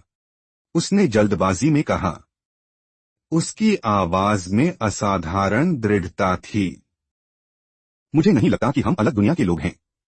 चेन झो, शायद तुमने लोगों को तुम्हारे परिवार और हैसियत पर तरह तरह की बातें करते सुना होगा, और शायद मेरी तुमसे शादी करने के फैसले पर भी लोगों ने बहुत कुछ कहा होगा। लेकिन मैं तुम्हें एक बात बताना चाहती हूँ, मैंने तुम्हें कभी कम नहीं समझा और नहीं कभी मेरे मन में यह ख्याल आया कि तुम मेरे साथ खड़े होने के लायक नहीं हो। तुमने बस अपनी जिंदगी में मिली चीजों को सहजता से स्वीकार किया है और जिसे पसंद किया उसे पाने की हिम्मत की है। तुम्हें खुद को कमतर समझने की कोई जरूरत नहीं है। करीब 10 साल से अकेले जी रहा था, लेकिन पहली बार किसी ने मुझसे ऐसी बात कही थी। मैंने उसकी तरफ देखा और हल्का सा मुस्कुराया। फिर पहली बार दिल से उससे कुछ कहा, शुक्रिया। होटल में सामान रखने के बाद थोड़ा आराम किया। फिर बैग लेकर मैं रेस्टोरेंट में जियांग मो से मिलने पहुंचा। दोनों भाइयों ने गले मिलकर एक दूसरे का स्वागत किया, फिर साथ बैठकर अपनी अपनी जिंदगी के बारे में बातें करने लगे। जब जियांग मो को पता चला कि मुझे सुनियानान की आधी संपत्ति मिली है, तो उसका मुंह इतना खुल गया कि मानो पूरा प्लेट निगल जाए। उसने मेरे कंधे पर हाथ रखा और आसपास बैठे लोगों की परवाह किए बिना जोर जोर से चिल्लाने लगा, मेरा भाई अब करोड़पति बन गया है।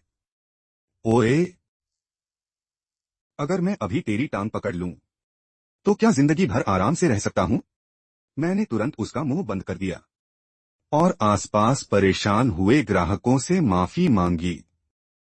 फिर तुरंत उसे लेकर एक प्राइवेट कमरे में चला गया, जब वहां हमारे अलावा कोई नहीं था। जियांग मो ने इधर उधर देखा और धीमी आवाज में पूछा, तो फिर सब ठीक हो गया? ठीक तो हो गया, लेकिन सच कहूं तो मुझे अब भी डर लगता है। ऐसा लगता है जैसे ये अचानक मिली दौलत किसी दिन वापस ले ली जाएगी। जियांग मो को मेरी ये बातें बिल्कुल पसंद नहीं आईं। उसने मेरा हाथ पकड़ लिया और मुझे समझाने लगा। अचानक मिली दौलत कैसी? ये तुम्हारा कानूनी हक है। जब सुन यानान ने खुद तुम्हें इतना दिया है तो रखो और आराम से इस्तेमाल करो। इसमें शर्माने वाली क्या बात है? ऐसा तो नहीं कि तुमने उसके गले पर चाकू रखकर उसे तुमसे शादी करने के लिए मजबूर किया था। उसकी बात में दम था। जब जियांग मो ने देखा कि मैंने अपनी चिंता छोड़ दी है तो उसने तुरंत मेन्यू उठा लिया। उसने मेन्यू देखा तक नहीं, सीधे वेटर के हाथ में थमा दिया। आपके यहां जो सबसे महंगा लॉबस्टर है वो एक मेरे लिए भी ले आना। ऑर्डर देकर वह कुर्सी पर पीछे टिक गया। फिर बड़े गर्व से मेरी तरफ देखकर बोला, अभी मैंने जो एक्टिंग की कैसी थी? एकदम अमीरों वाली लगी या नहीं? मैंने उसे दोनों अंगूठे दिखाए। फिर जानबूझकर उसकी टांग खींचते हुए कहा, काफी हैंडसम लग रहा था। बस देखना बिल आने के बाद हमारे जियांग साहब में इतनी हिम्मत बचती है या नहीं। चेन झो, तुमने ही तो मुझे बुलाया था। चाहो तो अभी भी। खाना खत्म करने के बाद जियांग मो का पेट और दिल दोनों भर चुके थे। मैंने उसका संतुष्ट चेहरा देखा और वेटर को बुलाया।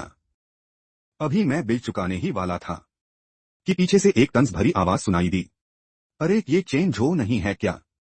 हम दोनों ने हैरानी से पीछे मुड़कर देखा। सीढ़ियों से लोगों का एक समूह नीचे उतरकर हमारी ओर आ रहा था। उनमें से ज्यादातर यूनिवर्सिटी के पुराने सहपाठी थे। उनके बीच सुयोंग भी था। वह कुछ सालों से हमें नहीं मिला था, लेकिन अब हमारी तरफ बढ़ रहा था। उन्हें देखते ही जियांग मो मेरे करीब आया और धीमी आवाज में फुसफुसाया, चेन झो, तुम्हारे विदेश जाने के दूसरे ही दिन सुयोंग के कई लड़कियों के साथ चक्कर चलाने की बात पूरे कॉलेज में फैल गई थी, क्योंकि इसमें बहुत सारे लोग शामिल थे। ये खबर इंटरनेट पर भी ट्रेंड कर गई थी। सुना है सुन यानान की बहनों ने ही इसे फैलाया था। उसके बाद से उसकी बदनामी हो गई। जब उसे लगा कि हालात संभलने वाले नहीं हैं, तो वह फिर सुन यानान के पास जाकर माफी मांगने लगा, लेकिन उसने उसे बिल्कुल भाव नहीं दिया। तुमने देखा नहीं था सबके सामने ठुकराए जाने के बाद उसका उतरा हुआ चेहरा कैसा हो गया था।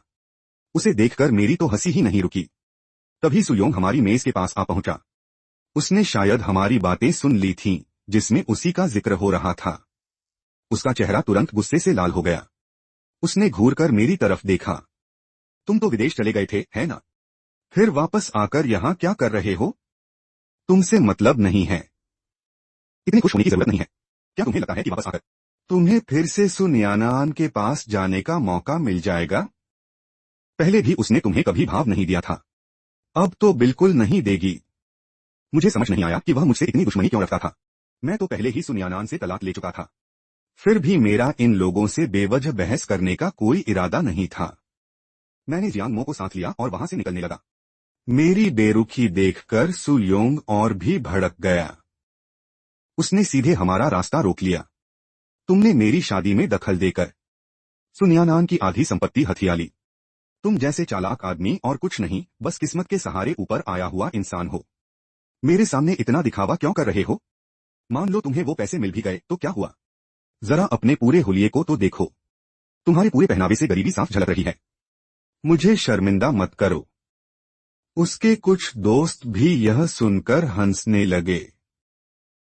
गुस्से में जियांग मो उनसे भिड़ने ही वाला था, लेकिन मैंने उसे तुरंत रोक लिया। मैंने शांत होकर सुयोंग की तरफ देखा और धीमी आवाज में कहा, वो पैसे सुन यानान ने खुद मुझे दिए हैं, और तुम्हारे बारे में जो बातें सब जगह फैल रही हैं वो भी तुम्हारी ही करतूतों की वजह से हैं। इतना कहकर मैंने सुयोंग के चेहरे की तरफ देखना भी जरूरी नहीं समझा। मैं जियांग मो को लेकर वहां से निकलने लगा। मेरी बात उसके दुखते अहंकार पर लग गई। गुस्से में उसने पास से गुजर रहे एक वेटर को धक्का दे दिया। गरम सूप से भरा बर्तन हाथ से छूट गया, और जैसे ही वह सूप मुझ पर और जियांग मो पर गिरने वाला था, तभी सुन यानान वहां आ गई। उसने तुरंत हाथ बढ़ाकर बर्तन को रोक लिया। खौलता हुआ सूप उसकी पूरी बाईं बाह पर गिर गया। खुली त्वचा पर गर्म सूप पड़ते ही तुरंत कई बड़े बड़े छाले उभर आए। उसका चेहरा तुरंत पीला पड़ गया। सुयोंग को बिल्कुल उम्मीद नहीं थी कि वह यहां आएगी। इसलिए वह भी घबरा गया। वह तुरंत आगे बढ़कर उसकी चोट देखने लगा। सुयोंग कुछ सफाई देने ही वाला था। सुन यानान ने उसे सफाई देने का मौका ही नहीं दिया। वह डरे हुए हम दोनों को साथ लेकर वहां से निकल गई। रात की ठंडी हवा लगते ही मेरा दिमाग भी काफी शांत हो गया। मैंने उसकी बाह पर लगी चोट देखी और सीधे उसकी जेब से कार की चाबी निकाल ली। फिर पूरी रफ्तार से अस्पताल पहुंच गया। इतने बड़े घाव देखकर नर्स भी घबरा गई और तुरंत डॉक्टर को बुला लिया। तब तक रात काफी हो चुकी थी। जियांग मो को अगले दिन काम पर भी जाना था, इसलिए काफी समझाने के बाद मैंने उसे घर भेज दिया। इमरजेंसी रूम में अब सिर्फ हम दोनों रह गए थे। मैंने मुड़कर दर्द सहने की पूरी कोशिश कर रही सुन यानान को देखा, फिर 2 टिश्यू निकाले और उसके माथे पर जमा पसीना पोंछ दिया। मैंने कुछ नहीं कहा। डॉक्टर ने जो दवाइयां लिखी थीं, मैं उन्हें लेने चला गया।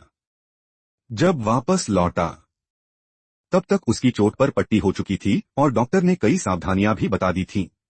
इसके बाद हम वहां से निकल गए। मैं कार चलाकर सुन यानान को उसके घर छोड़ने गया।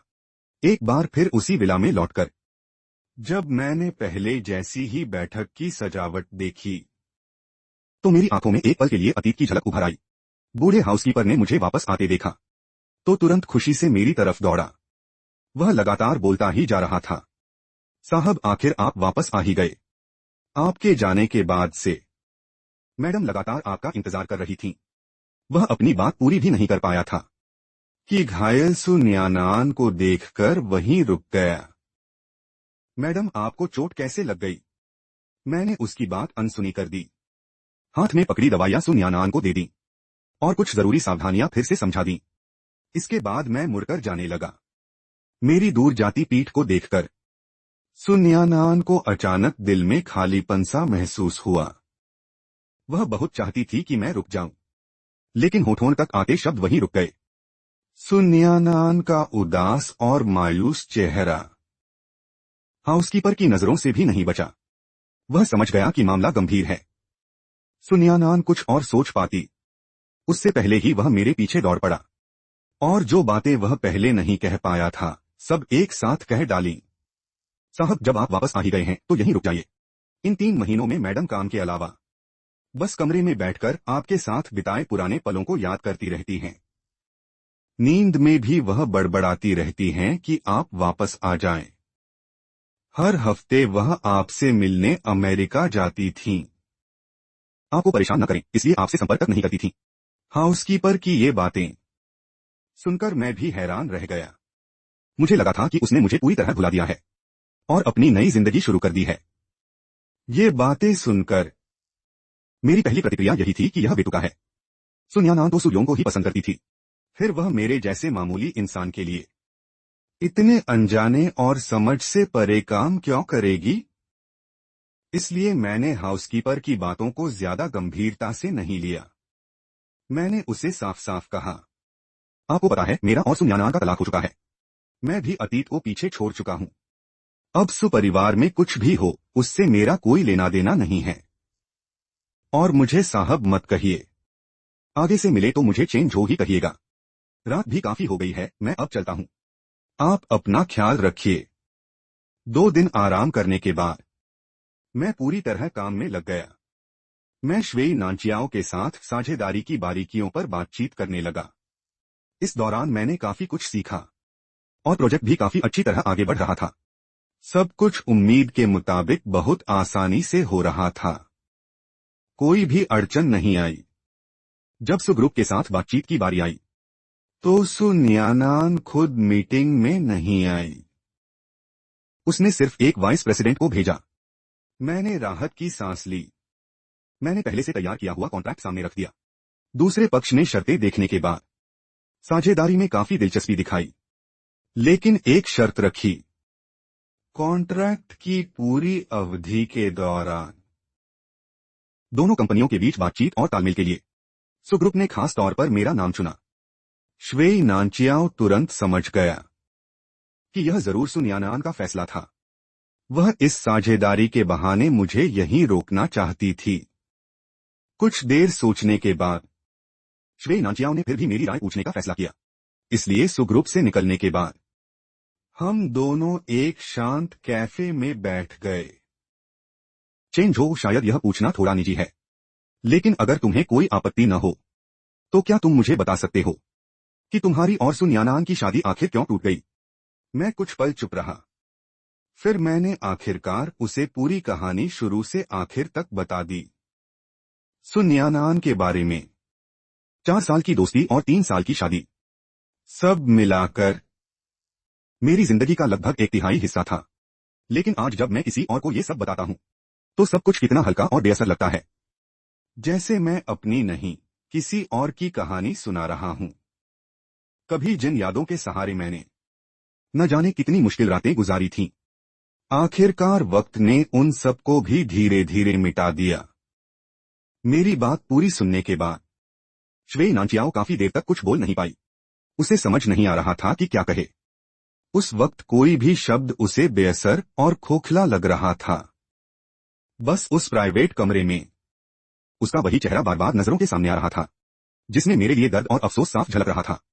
मैं हल्का सा मुस्कुराया और उस मुस्कान में न जाने कितनी कड़वाहट थी। नानचियाओ दीदी, मैं जानता हूं कि तुम्हारे मन में कुछ चिंता है। तुम यह प्रोजेक्ट हासिल करना चाहती हो, लेकिन साथ ही नहीं चाहती कि मुझे कोई तकलीफ हो।